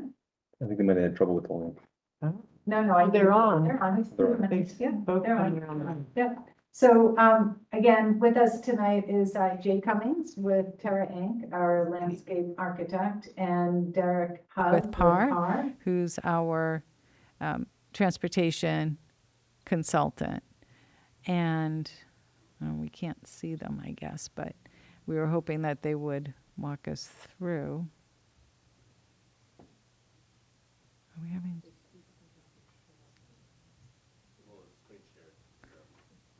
Oh, there's, what was that? Shared. Oh. So it's taken over the user. Oh. There's Derek. Yeah, there's Derek. He's not showing up on mine. That happens to me. Okay, so Derek is with us, and, Derek, do you wanna just, what we're doing, say hi, everyone? You can hear us? Sure, I'm not sure exactly how you want to proceed. Do you want to do these one at a time, or do you want to, kind of roll through all of these? Yeah. And then go back and do landscape, or? Yeah, I was wondering where, still don't see Jade, so. Can you hear me, Donna? There you are. Yep, sure, great, thank you. So I think it would be great if, Derek, if you want to just walk everyone through the organization of the transportation, the circulation, right, the queuing, et cetera. And then Jay, why don't you just jump in and pick up after that and talk about the site amenities and what each option provides. Sounds great. All right, sure. So for this first option, where we put the building at the northern part of the site, the advantages to this alignment is that it puts the building squarely near the street where it's in full view. It also reduces, there's some efficiency here in that it reduces the amount of pavement that is required to get people from the street to the building and back, which then improves or increases the amount of the percentage of the site that can be dedicated to other uses, playgrounds, fields, etc. The other thing we kind of talked about was what to do with this with the intersection. And so one option that we've talked about here is turning this into, whether it's a traffic circle or a roundabout, it might be more accurately described as a traffic circle. Just something to make sure that speeds as you approach this corner are low. Then one goal of this was to try to separate the modes of travel as much as possible. Try to separate the buses from the cars. And another advantage of this layout is that we can very effectively do that by creating separate entrances to the school off the little traffic circle, one for the buses and one for the cars and vans. So in this scenario, we have an entrance one-way loop around the front of the school with the parking in the middle, with the parent drop off and the van drop off on the one loop, and then the bus loop on the west side of the building that is large enough to hold all of the buses that are anticipated for the school.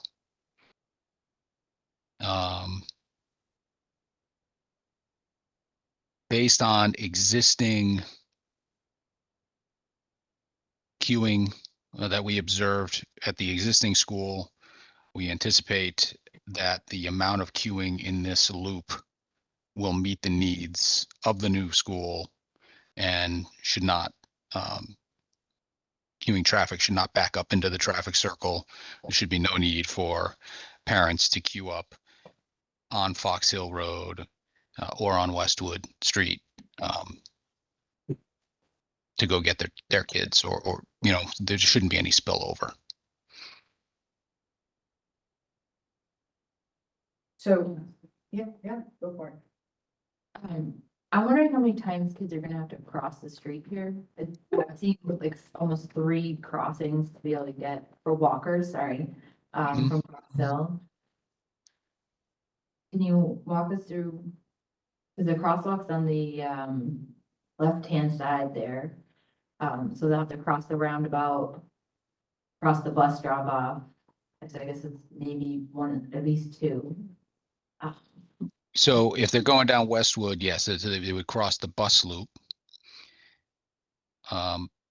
Beyond that, they would not necessarily have to If they're coming cross. from Fox Hill Road. If they're coming from Fox Hill Road, they will have to cross the loop. Or they would cross the loop, the entrance and the exit to the loop, and then go down Fox Hill.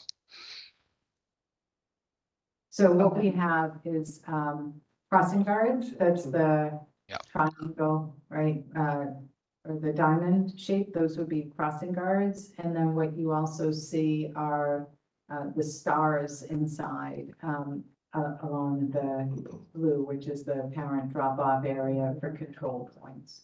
So we have developed a dedicated lane for vans that require additional time for drop-off and pickup. We believe this accommodates the 7 that we anticipate for the DSC program and the lab. But yeah, so that students, because there's only, the sidewalk is on Fox Hill currently, is on the left-hand side, right? So either way, they would need assistance at a crosswalk. So we see them going counterclockwise, right, Derek, along the loop, and they would cross at Westwood and then at the bus drop-off to get to the school.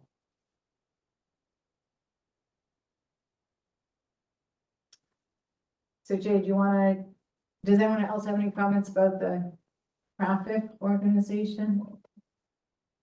Jay, why don't you jump in? Oh, wait, Jeremy does. Yeah, hold on. Not necessarily a traffic concern, going back to Martha's, with being able to expand right there, it seems like you're right on the vernal pool setback for both sides where that exterior, or the westernmost arrow would be, to be able to build later. Is that?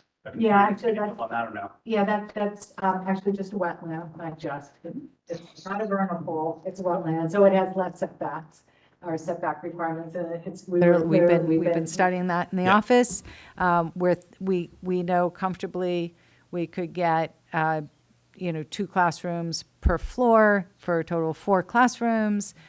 We've been talking about even just to reduce the overall footprint, to kink it or to do some different things, but we're very aware that, and the only other, Jay, why don't you jump in? Why don't you, or do you have more traffic?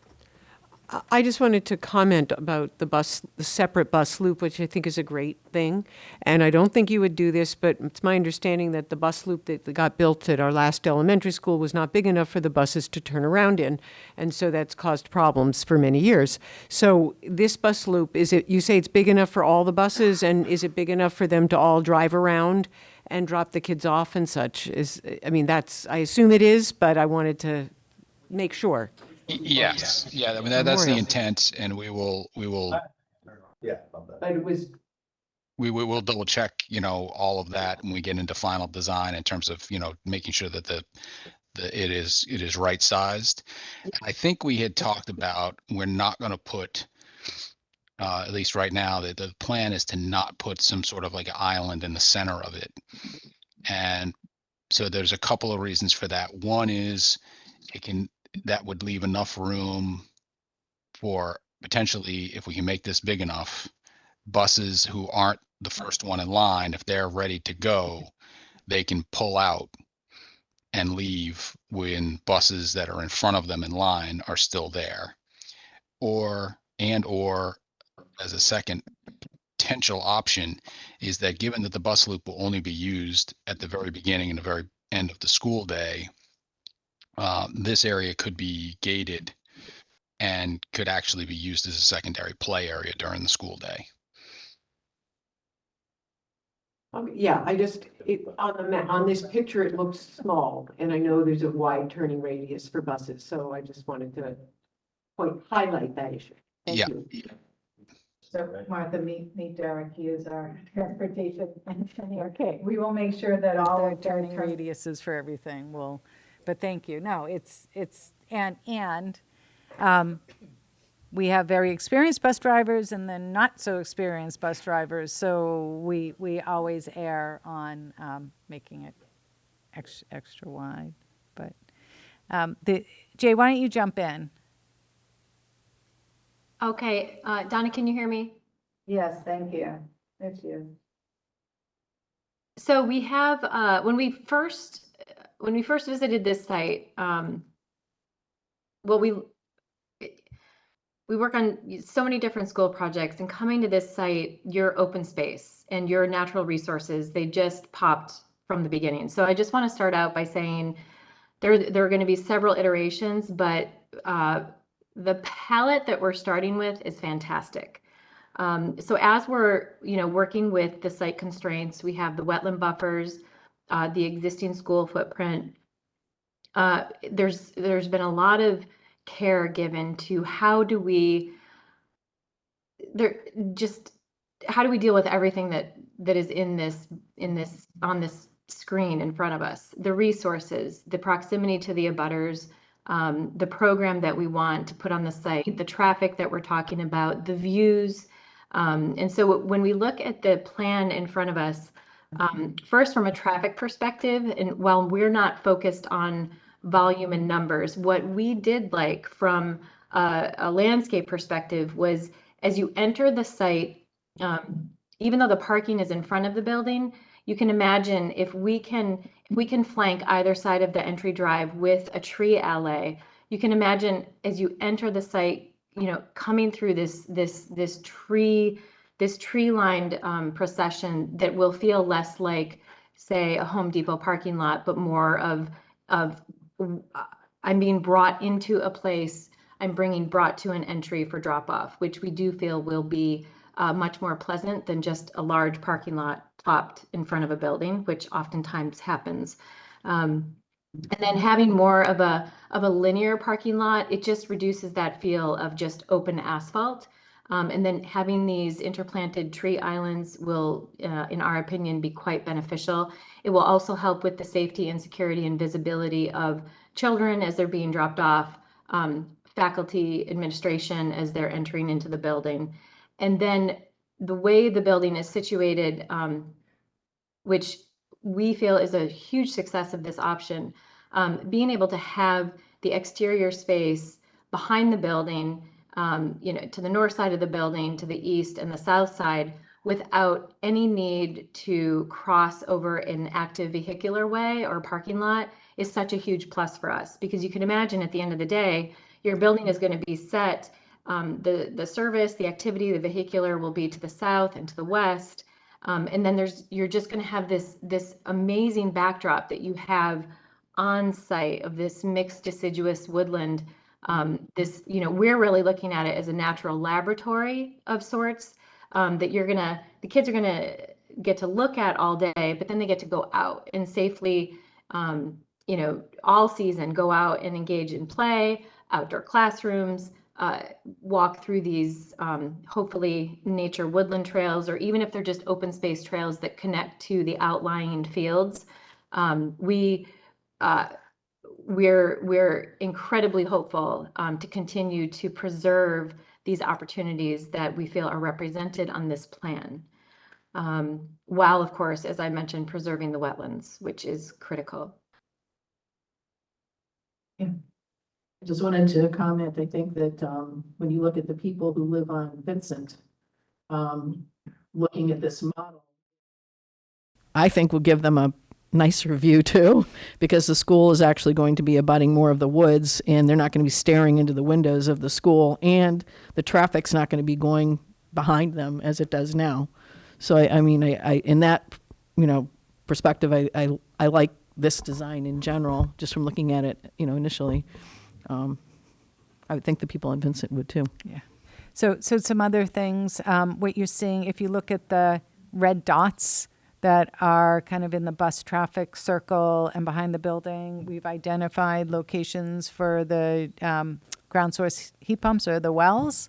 That would be our well field, which would be connecting to the mechanical space is, as you recall, if you remember looking at a floor plan, behind the gym, right? So strategically locating that. And then David Rosenblatt mentioned, it would be great if we could have the play areas maybe be closer to the fields instead of behind the building.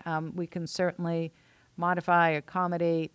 We're going to continue to look at how we can bend the building to make it feel less very long and linear. But the cafeteria is directly opposite of the main entrance too. And so we envision students wanting to just go straight out from the cafeteria for recess before and after lunch, right? So we'll have a vestibule in the cafeteria. It will be fully taken care of from an energy perspective, but yet you can see they'll be in a really nice protected area away from traffic. And we felt that was a real nice benefit as well. The other thing, if you see the beige that kind of goes around the entire building, some of it will be hardscape and play area, but it will also serve as for public safety, that they would have access 360 degrees around the building as well. And we understand that's really important. We'll be having those conversations with them soon, but there's very few that say, no, I don't need 360-degree access around the building. Just thinking about the tree-lined parking lot, it reminds me of like a Comm Ave in Boston, kind of a avenue space. But I'm wondering, how do the photovoltaic canopies play in with that?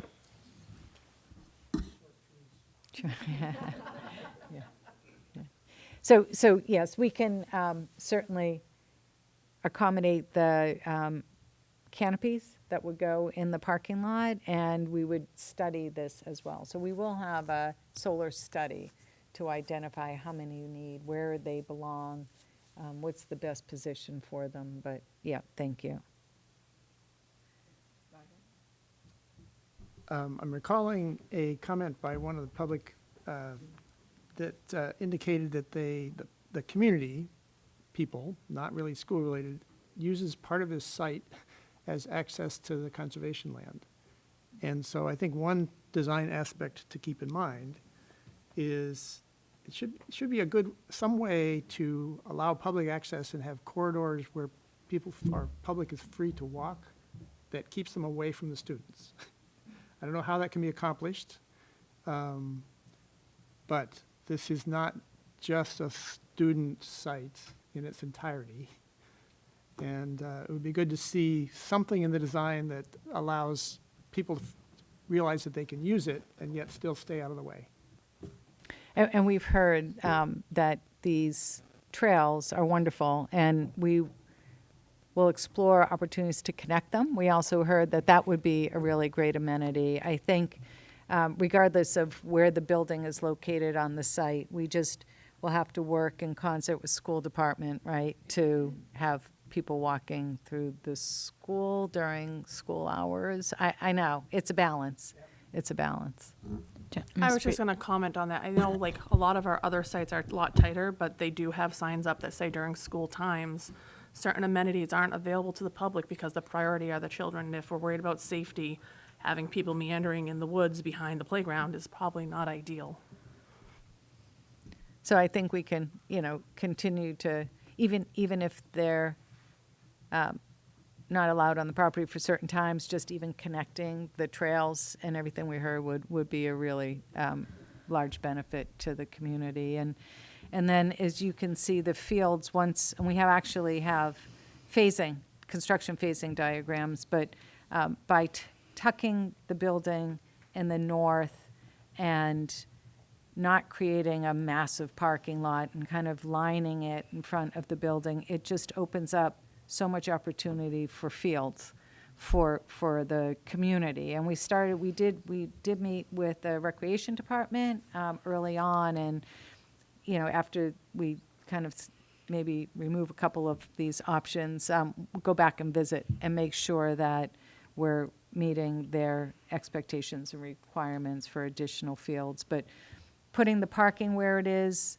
it allows people off hours to be able to park, and the fields are directly next to the parking.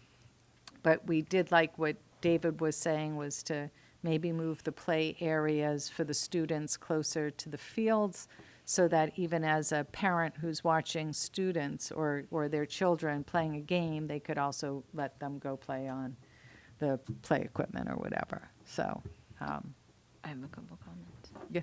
Oh, I have many comments on that. I do think it's important. I know I've volunteered at Fox Hill a number of times. Like, a lot of the playground is kickball, gaga ball.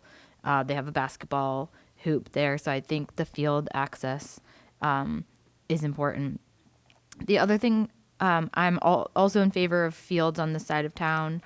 I know I had a parent ask me if we could have turf on this side, these fields. So I think that's much later down the road.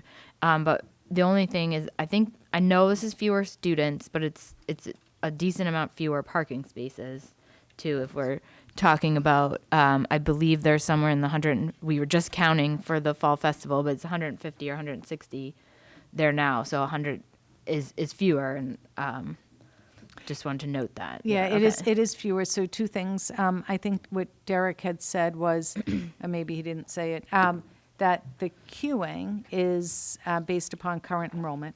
So it was important to make sure that we weren't looking at this 325 student queuing. So that was important. But the parking, we actually had a head count of all of the staff that would be attending the school, including the DSC and lab staff. And when we literally did a head count for full-time equivalents, it came up to 100. So if people feel you want more parking, we can certainly have that conversation. Because if we do 102, right, that covers the staff. But what about parents? This included like, visitors, right? It was 10 or 12 visitors plus all the staff. So the 102 included visiting and staff. Yeah. Okay. Yeah. But if you want, it's again, sometimes your needs or priorities are mutually exclusive, right? So, another option is for after hours and for evening use. We have designed the driveways wide enough where, not during drop-off and pickup, but all of that queuing could also be for additional parking, right? So that you're not building or paving paradise. I think Jade would agree with that. Go ahead. I know, like Melissa mentioned the Fall Festival, and we had them paint some lines in the grass to move, about 30 cars off the side streets. But the neighbors are complaining about parking. There are multiple events throughout the year where the whole second grade parents come, and parking gets interesting. And I would hate to see us not have enough space for that, especially with the field space. Yeah. So we're happy to look at it. I think we're always looking at what the right balance is, but it's a challenge, right? Do you want more field space? Do you want more parking? Are there ways that we could use the bus drop-off loop, right? That accommodates 7 buses, I think, right? So imagine, like, we could line up cars there. We could widen the road a little bit so you could have parallel parking. I mean, they're all, but yes, we recognize. So it's whatever's most important to you as a community to add more parking. Or even if there could be some, I know, like, one of the examples here off the parking, I think I skipped forward a slide, but like, if there's field space that we could paint out, like we are currently trying to do this time around. Not great when we have a really wet summer like we did this year, but if there's just a way to minimize impact to the neighbors while the school's hosting events for the entire school would be great. So we can talk about curbs and curb cuts and what makes sense, right? So if you do think that you're going to get creative with doing stuff like that, we wouldn't put granite curbs so that people couldn't it off, but yeah.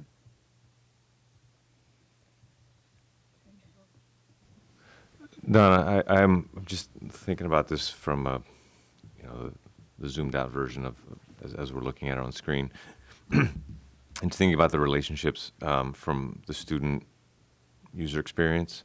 Bus drop off is a student space basically. Then you've got the assembly spaces of the gym and the cafeteria, the admin spaces of the front office, the nurse, and all the other types of special use rooms, and then the classrooms. And I'm just thinking about classroom is the farthest point from the bus drop off and pickup, and the playground's pretty far away as well.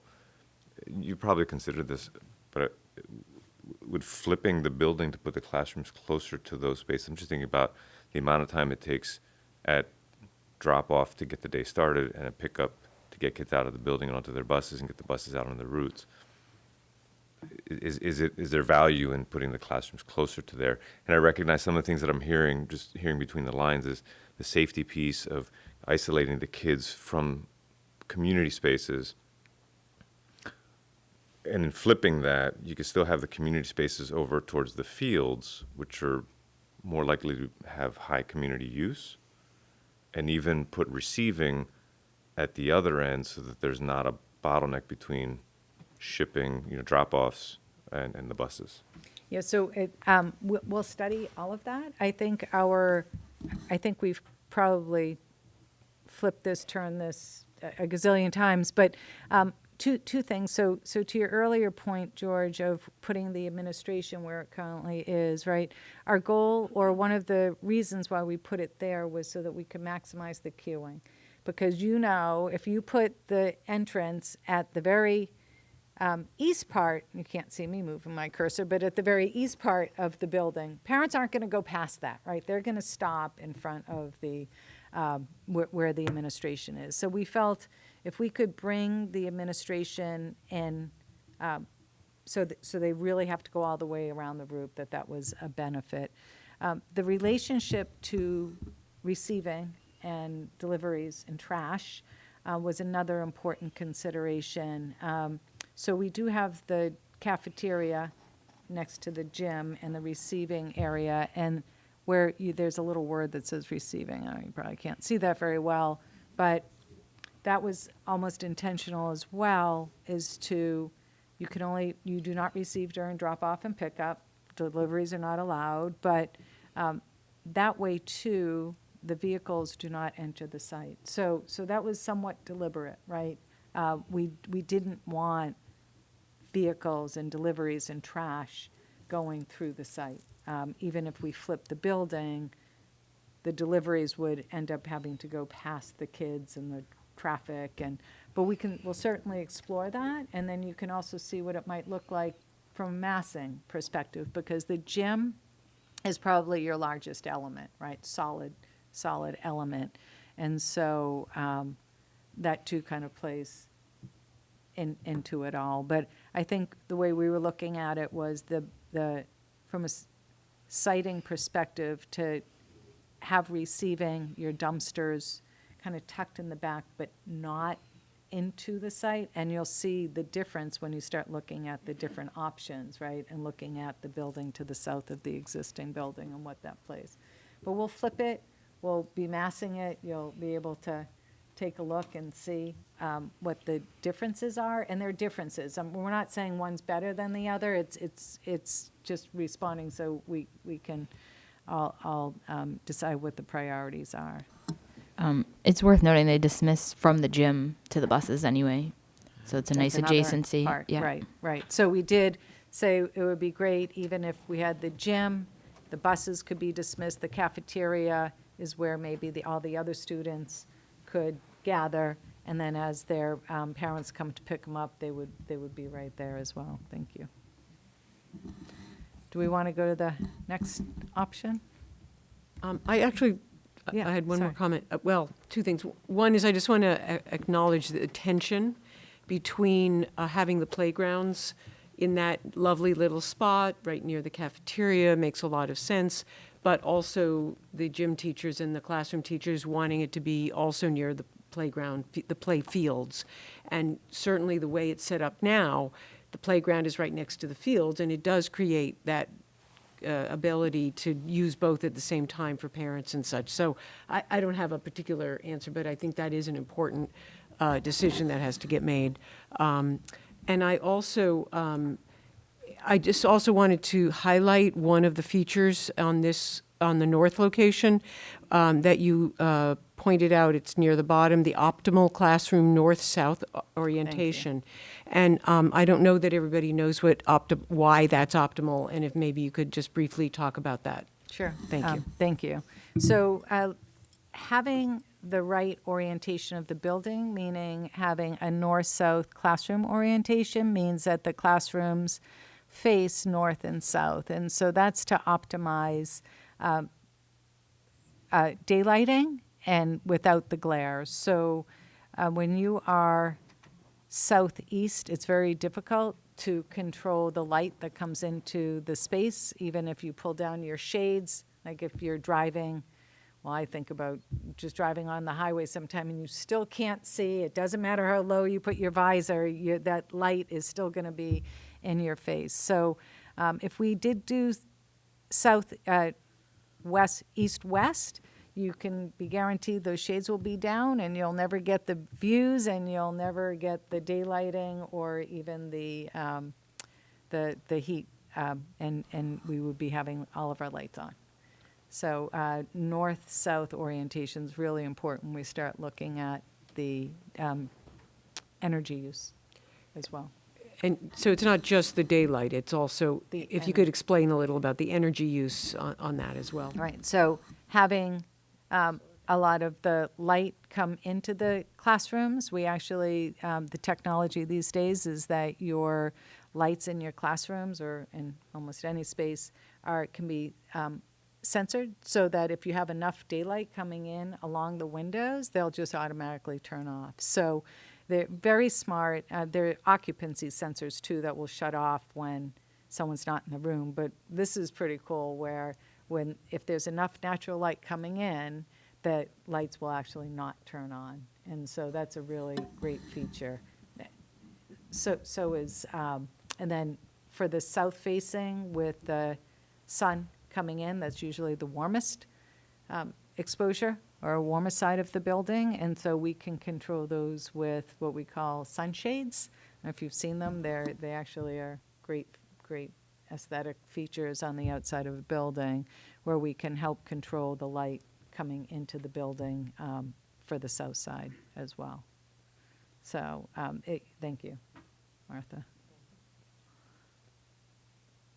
And then just here's a different way of looking at the north location. These are all 2 stories because it's the largest footprint, so we just felt it would be good to show these, that if we just rejiggered, Jade, I don't know if you're there, if we just rejiggered some of the parking, so that we don't bring the parking all the way into the site, just a little bit less.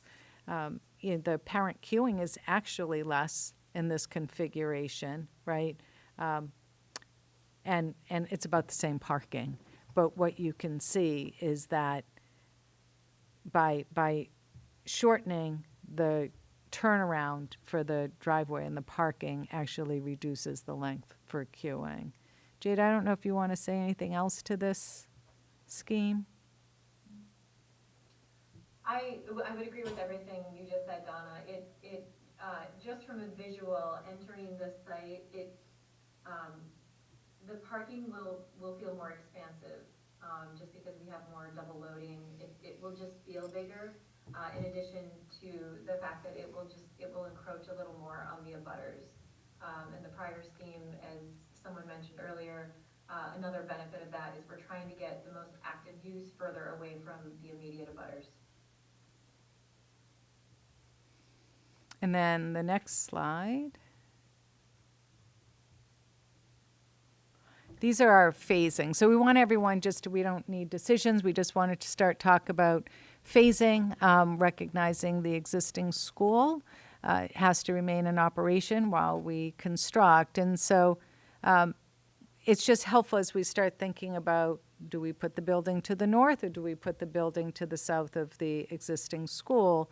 And granted, we're building this building for 50, 75 years, but 2 years could be a long time during construction, right? So we just want everyone to kind of be cognizant of the impacts. What we see, and these are first passes, that what you see in the hatched red is obviously the construction zone. We would block this off. The existing school would have very similar circulation as it currently does. We would have temporary parking. We would have to construct some temporary parking. And then we would also construct some temporary play area. But this allows the existing building really to almost function as it currently does. There's also a bus drop-off loop to the north of the temporary parking lot as well, right? So that would be, say, phase one. If we go to the next slide. Once the school is complete, we would move the students and staff into the new school. We would then flip the construction fencing, right? So then we would maintain the temporary parking, the temporary drop-off areas. The bus loop to the west of the building would be completed, but the parents could use the temporary, what was the bus loop, for their use. And then there would be a little bit of play areas. We would have the play areas either behind or along the new building. And then the last phase would be once we demolish the building and finish it. Aiden, just jump to the phase 3. We would then need to complete the parking along the front of the building and then remove the temporary parking. But those, we want to work through with Durham Whittier, but obviously sequencing and when these occur are really important, but typically this would occur ideally in the summer so that we're able to complete it, and then when students come back to school, it would be available to them. And then the next slide is just the completed building, right? So there are definitely some benefits when we're looking at phasing and utilizing the north aspect of the site for construction. So if we go to the next scheme. Derek, you still there? I asked these guys to come. I figured I might as well give them an opportunity to speak. There you are. Do you want to take it away? Sure. So this option here moves the building to the southeastern portion of the site. And the advantages to this scheme is that it allows for a truly massive amount of queue space. That can also, as we talked about before, become, on street or on, quote unquote street on driveway, parking, parallel parking along those pathways, because they will all be wide enough for bypass during off-peak hours, during special events. So I think you've got more than enough space to accommodate these special events. The bus drop-off by itself is pretty massive. The challenges to this is that there's a lot more pavement. Which means there's a little less room for ball fields. It brings some of the activity closer to the neighbors, obviously. And there is inevitably some mixing on site of bus activity and parent activity. That can be managed, but it isn't quite as clean in terms of separation of the uses as the site plan when it's on the north side. And we would have similar control points or crossing guards kind of at the circle. So we still, even in this phase, feel that what are we calling a roundabout or a traffic circle, or really we feel, we keep hearing everyone about people don't pay attention to the speed bumps and people don't. So Derek, what we were hearing from you is putting a traffic circle in really helps cars have to slow down as they're coming around a traffic circle, as opposed to a T or a 2 or 3-way stop. And I do want to stress that what you see here is just a conceptual circle dropped on a plan. There's a lot more engineering that would go into this. One thing we talked about was, we were concerned that people may approach this traffic circle and actually not go around the circle if they're coming up Fox Hill and want to head up Westwood, that they may actually cut the corner and go the wrong way around the traffic circle. All of that kind of detailed engineering is yet to come, where we would make sure to align it so that that would be something that'd be very difficult and counterintuitive to do. And then, as students walk, It's a long walk all the way to the back of the site. But, and there are other ways to maybe approach it, right? Do you want to put the parent queuing to the south and the buses to the north, and then you've got, a double loop? There are all different ways of looking at this. But I think from a paving, driving, and then students who are biking or walking into the site, that's a long route. Yeah. I know you guys aren't finalized with any of this, but would there be a possibility of putting a path? Because most of the students come from Fox Hill, some from the Westwood area, but would there be a possibility of putting a path along the wooded tree line there? Sure. Okay. Sure. Or, the For fields will walkers. be fields, so Yep. the kids could just walk right through the fields as well, right? Except in snow, so, and they'll probably walk through it in snow as well, but yeah. They run down Yeah. the hill now anyway. Yeah. So some other things, you have receiving, you see the gym location, which is by the bus loop, intentional.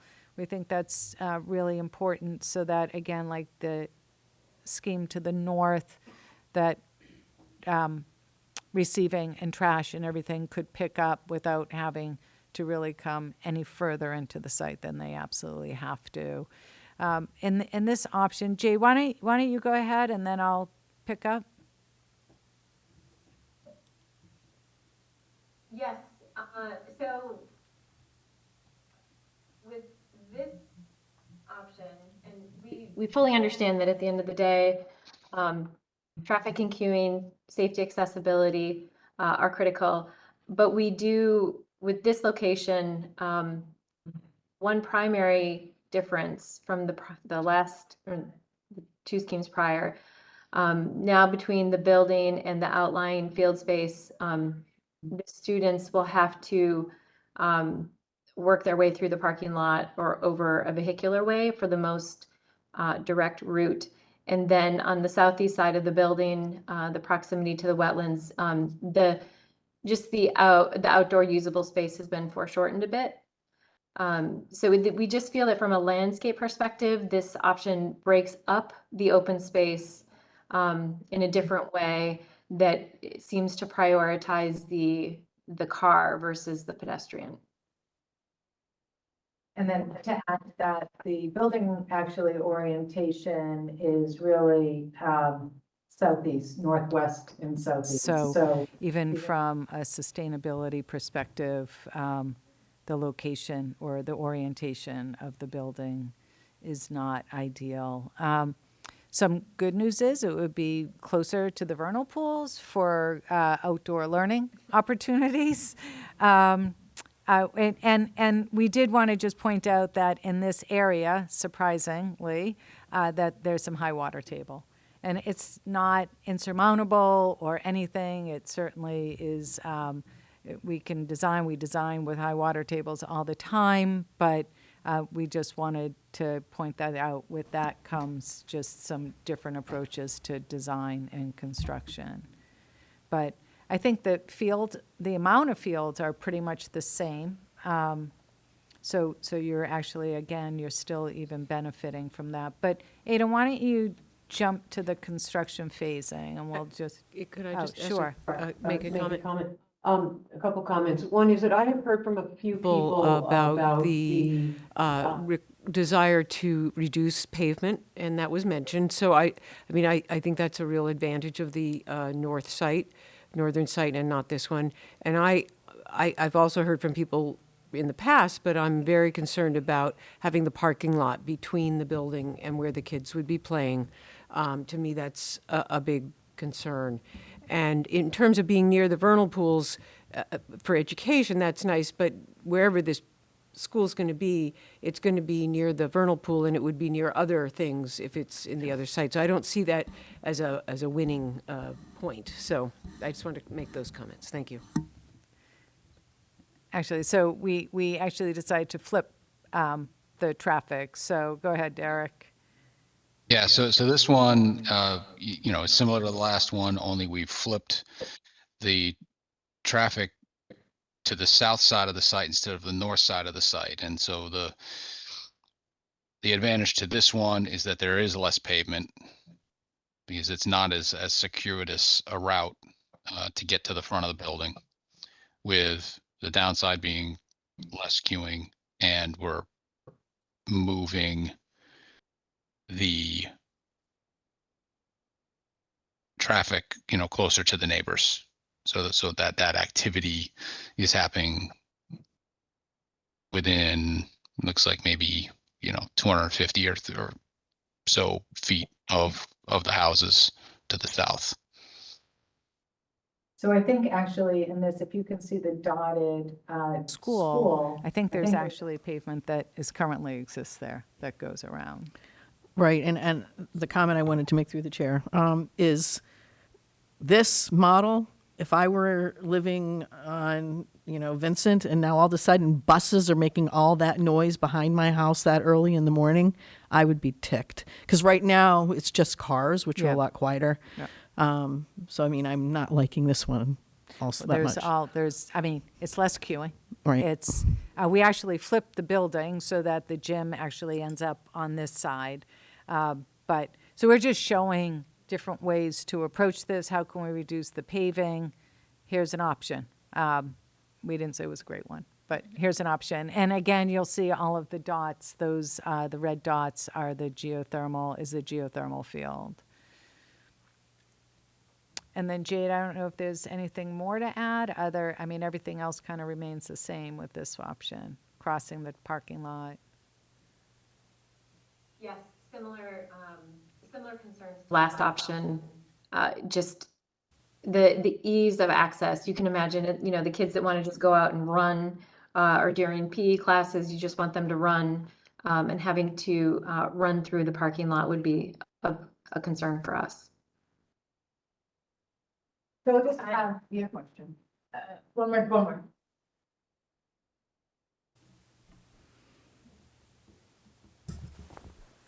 Thank you, Nolan Glantz again. On future iterations, can you explicitly show the recommended walk and bike route? There's probably 50 kids who, between walkers and bikers in the nice weather, and to minimize, like in the first iteration, it looked like if they're going out the main entrance, they're going to go right across all the congestion of the cars and the buses and everything. And I don't know if there's a way for them to go around the other way or whatever, but so if you can put that into the diagramming, I think that'll help a lot. Yep, thank Thank you. Yep. And this one, this one's probably a little clearer, right? Except you still, the sidewalk on Fox Hill is on the left. So we would still need crossing guards to have students cross Fox Hill to access the building. But this would be a shorter walk on a sidewalk for bikers, for students who are biking, walking. But thank you. We'll make sure that we put pedestrian on these going forward. So we'll just quickly take you through the phasing, construction phasing for this.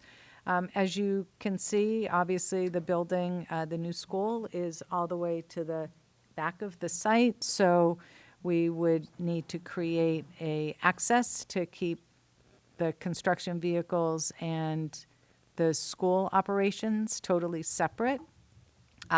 We would keep the existing parking as much as possible, and then we actually created a bus drop-off loop to the rear of the existing building so that we could separate the buses and the parent drop-off because you're losing some of that space.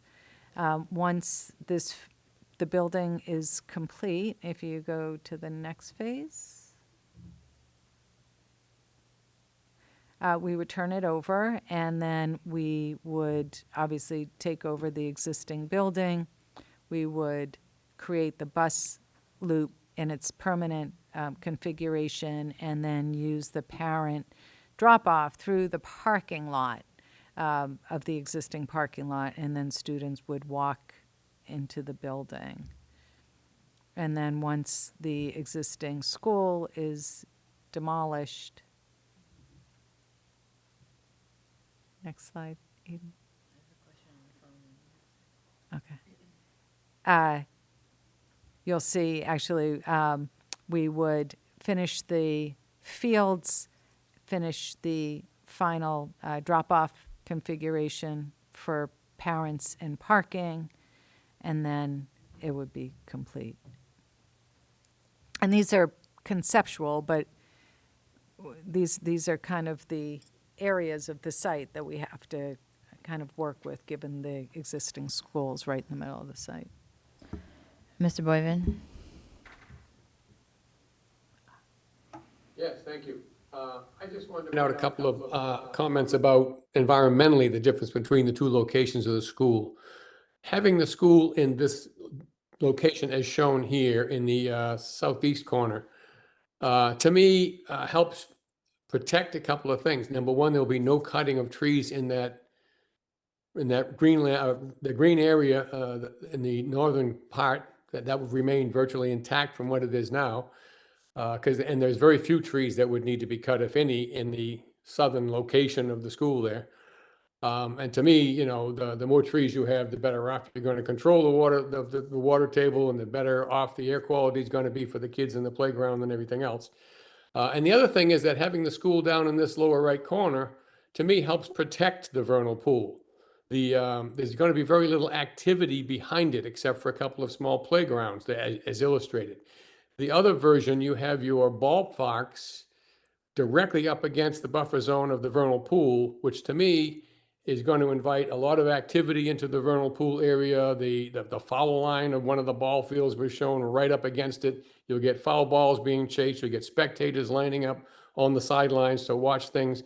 It's going to sort of include the vernal pool buffer zones into what appears to be part of the play areas. And to me, it's more intrusive than having the school in this location as shown on the slide right now.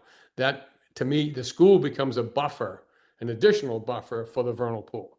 So, thank you. Thank you.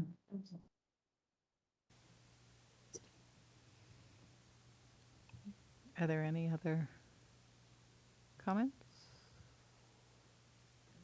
Keep going? Yep. Awesome. All right, so thank you. But we're excited. We're finally getting into the layout, the design, these conversations that will take us all the way through schematic design. So we will have our cost estimates reconciled on November 6th. We will be prepared to share those with everyone at the SBC meeting on November 13th.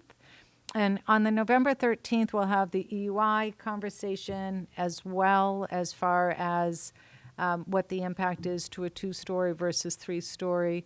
We'll also have cost differentials between a 2-story and a 3-story.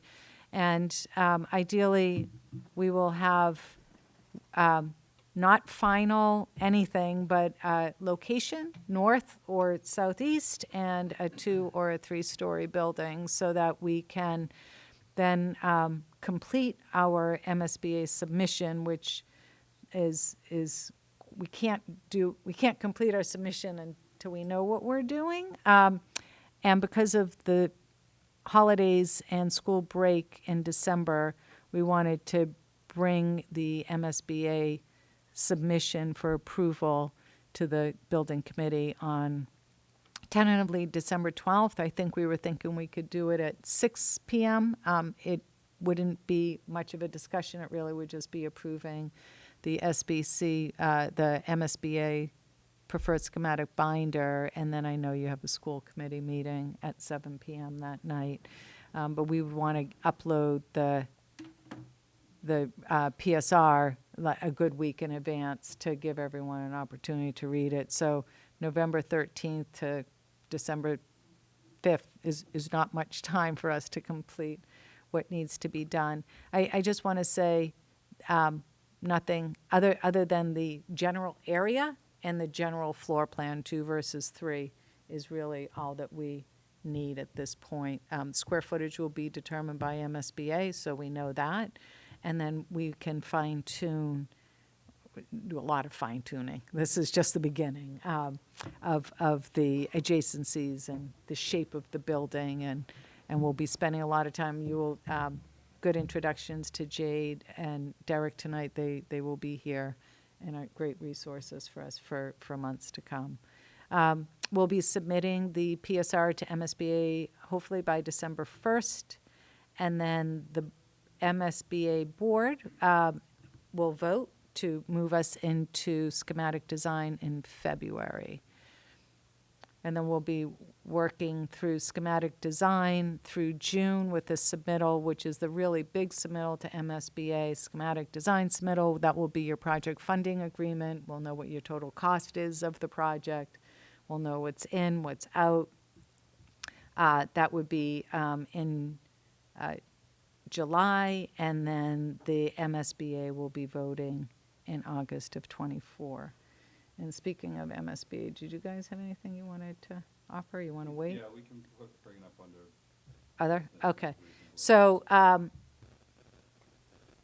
it seems like it took us a long time to get to here, but we really value everyone's input, and hopefully, we've listened carefully, and we're really looking forward to just making this an amazing school that will be with you for generations.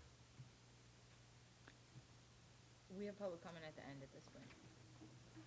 And then I think that's all I have, Aiden. Yeah, that's it. And then we have public comment. No, we have like 3 things. Yeah.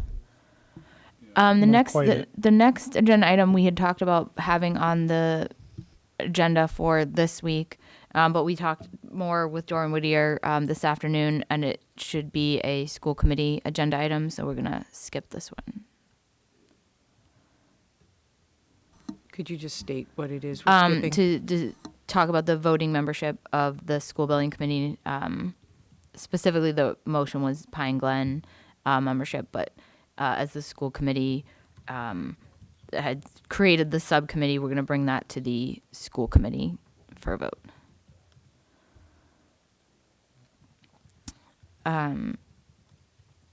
Construction, is this you, Steve?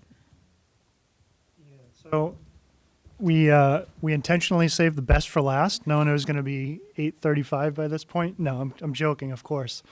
But I think it's important that Donna shared initial construction phasing diagrams to start thinking that logistically there's some challenges between the options that have some pretty big impacts on cost, schedule, etc. And one of the things within the owner's control is the construction delivery method. So just within the public procurement and delivery method within the statute, there's two delivery methods to choose between. What's commonly called a design bid build, which is the historically more typical approach, and then probably within the last 10 years or so, the CM at risk or construction manager at risk. The design bid build, chapter 149, that's the statute in Massachusetts general laws, and then it was amended to include CM at risk, which is the A. So they're just different statutes within the law.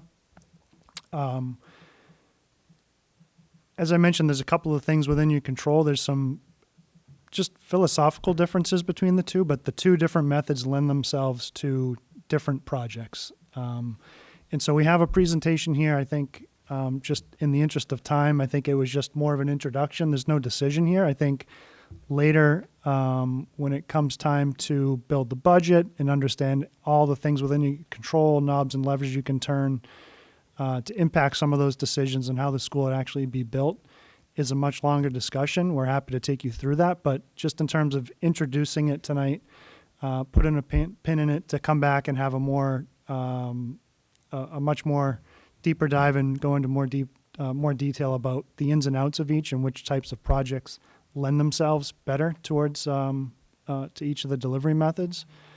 I think the important thing to talk about now is, well, it might seem early to talk about construction, so far off from actually putting a shovel in the ground. One of these, the construction manager at risk, requires a separate procurement method with the state through the Office of the Inspector General. So they need to formally approve that if that's the route we go. And so that's roughly a 4 or 5 month process from when it initiates from a vote of this committee, which is needed to begin on that path. So we just like to get in front of you early and just introduce that as a topic. If you have time, whether tonight or in the next couple of weeks, to flip through the slides, they're pretty self-explanatory. It might start to ask or generate some questions to bring back to the committee when we talk about it. Maybe not in November, since it'll be a pretty full agenda in terms of estimates and that sort of thing. So as we flip into early schematic design, a really good time if the chosen method was CM at risk, again, spinning all that, the documentation, everything up, a really great time is to bring the construction manager on, half or like the last third of schematic design, really, just so they're on board to provide that last SD estimate. As Donna mentioned, that SD submittal really sets your schedule, your budget, and the agreement grant amount with the MSBA. So we can come back to it between now and early schematic design, but just wanted to introduce to the topic, and you can flip through the slides at your leisure if you chose. So, anything further?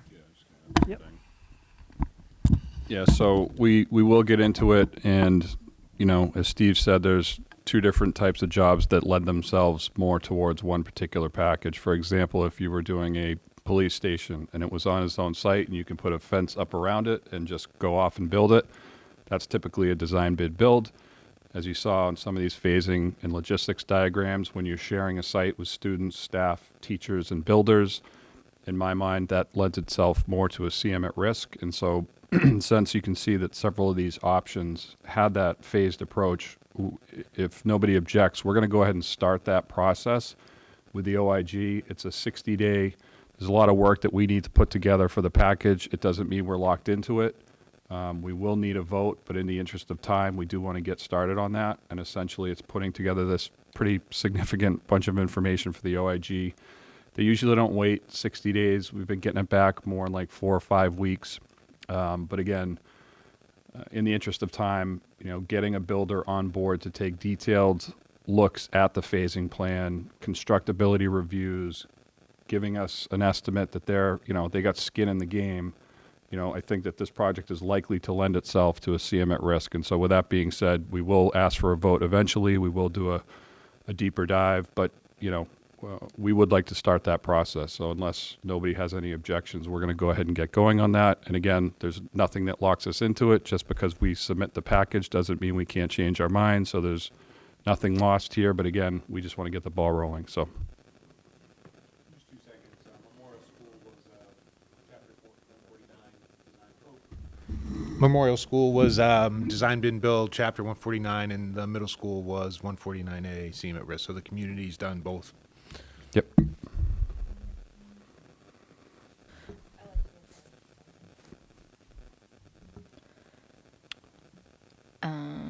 Okay, you had a topic? Yeah, we did have one thing, and this is really good news. So we've talked a lot about eligible and ineligible costs, and one of the biggest caps that the MSBA puts on us is the construction cost cap at $393. So if you have a $1,000 per square foot. They're only paying up to $393 per square foot. There's a MSBA board meeting Wednesday, 2 days from now, where we've heard that the staff is going to make a recommendation to increase that cap from $393 to $516. In addition to that, they're going to keep the site reimbursement at roughly 10%. So it's going to go from $39 per square foot to $52 per square foot. So what this means, I think, is, and again, this is a recommendation that the staff is going to make. It's up to senior leadership to accept that. I ran a back of the envelope kind of look at what does this mean for Fox Hill. I think what that means is roughly $6 million more from the state, or $6 million less that the district will need to borrow. So we're all going to stay tuned for this meeting on Wednesday. It's a pretty big impact, and hopefully one that's well received. So we will follow up after Wednesday. Awesome. Thank you. Do you still want to make another comment? Come on, Bob. I can't see the.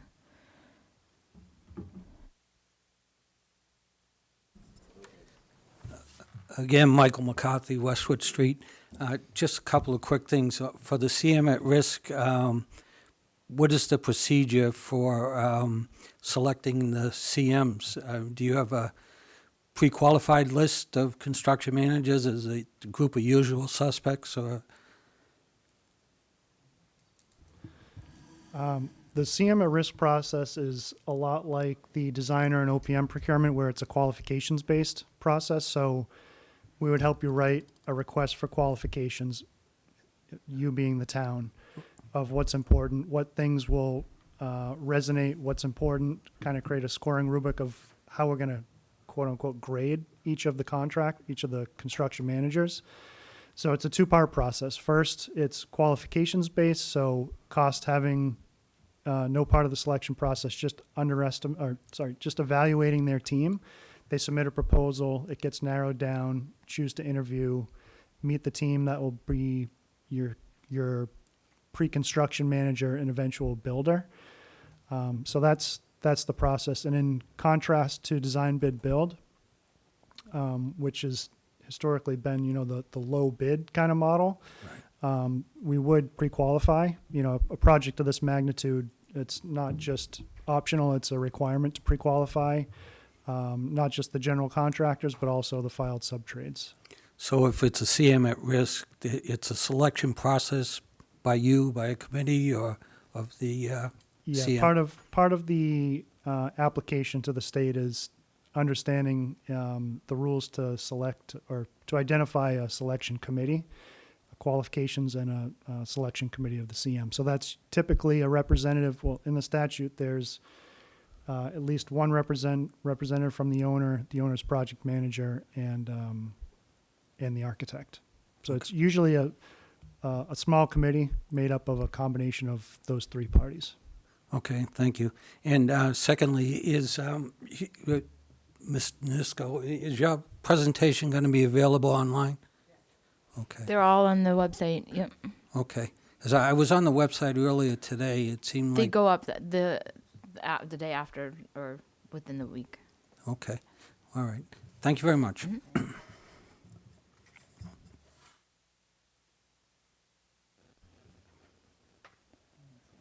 Okay. We just have a couple next meetings. I think Donna covered it quickly. November 13th is this next school building committee. And then, again, we're just going to meet on the 12th, which is 6 o'clock prior to the school committee at 7, just to save everybody a night out to approve the PSR. I'm not sure what the community meeting is. Yeah, so that's the only reason we left this on here, is there was a discussion about having our 4th community meeting, and I believe it came down to December 4th or 5th. So we didn't know if there was a preference for either date. I have to get back to you on that. Yeah. Okay. Okay. I just want to ask one question. For the the meeting at 6 o'clock, right? And Yeah. our meeting starts at 7. We're just taking one quick vote, right? Yes. So can we have the meeting at 6:30 instead of 6 o'clock? 6:45 if you like. Right, I'm just saying that Yeah. 6 o'clock is, like I said, no, that's difficult fine. for some to get to, Absolutely. Yeah, so. that's fine. Yeah. 6:30 is fine. Yeah. Yeah. We don't have to have public comment. It's fine. Yeah. Yeah. It's just 6:30 a is vote. fine. This Okay. would solely, not going to be introducing any new material, anything. You would have had the pleasure of reading our entire submission for a full week, so I'm sure you'll be ready to move on. But to Mike's point, we just felt that having a community meeting before you all vote to make sure that we're still hearing what we think we're hearing and that we have support from the community. It could be virtual, could be hybrid, and maybe we make a recommendation or people think about it and we can talk about it at the next meeting so we get it on people's agenda or calendars.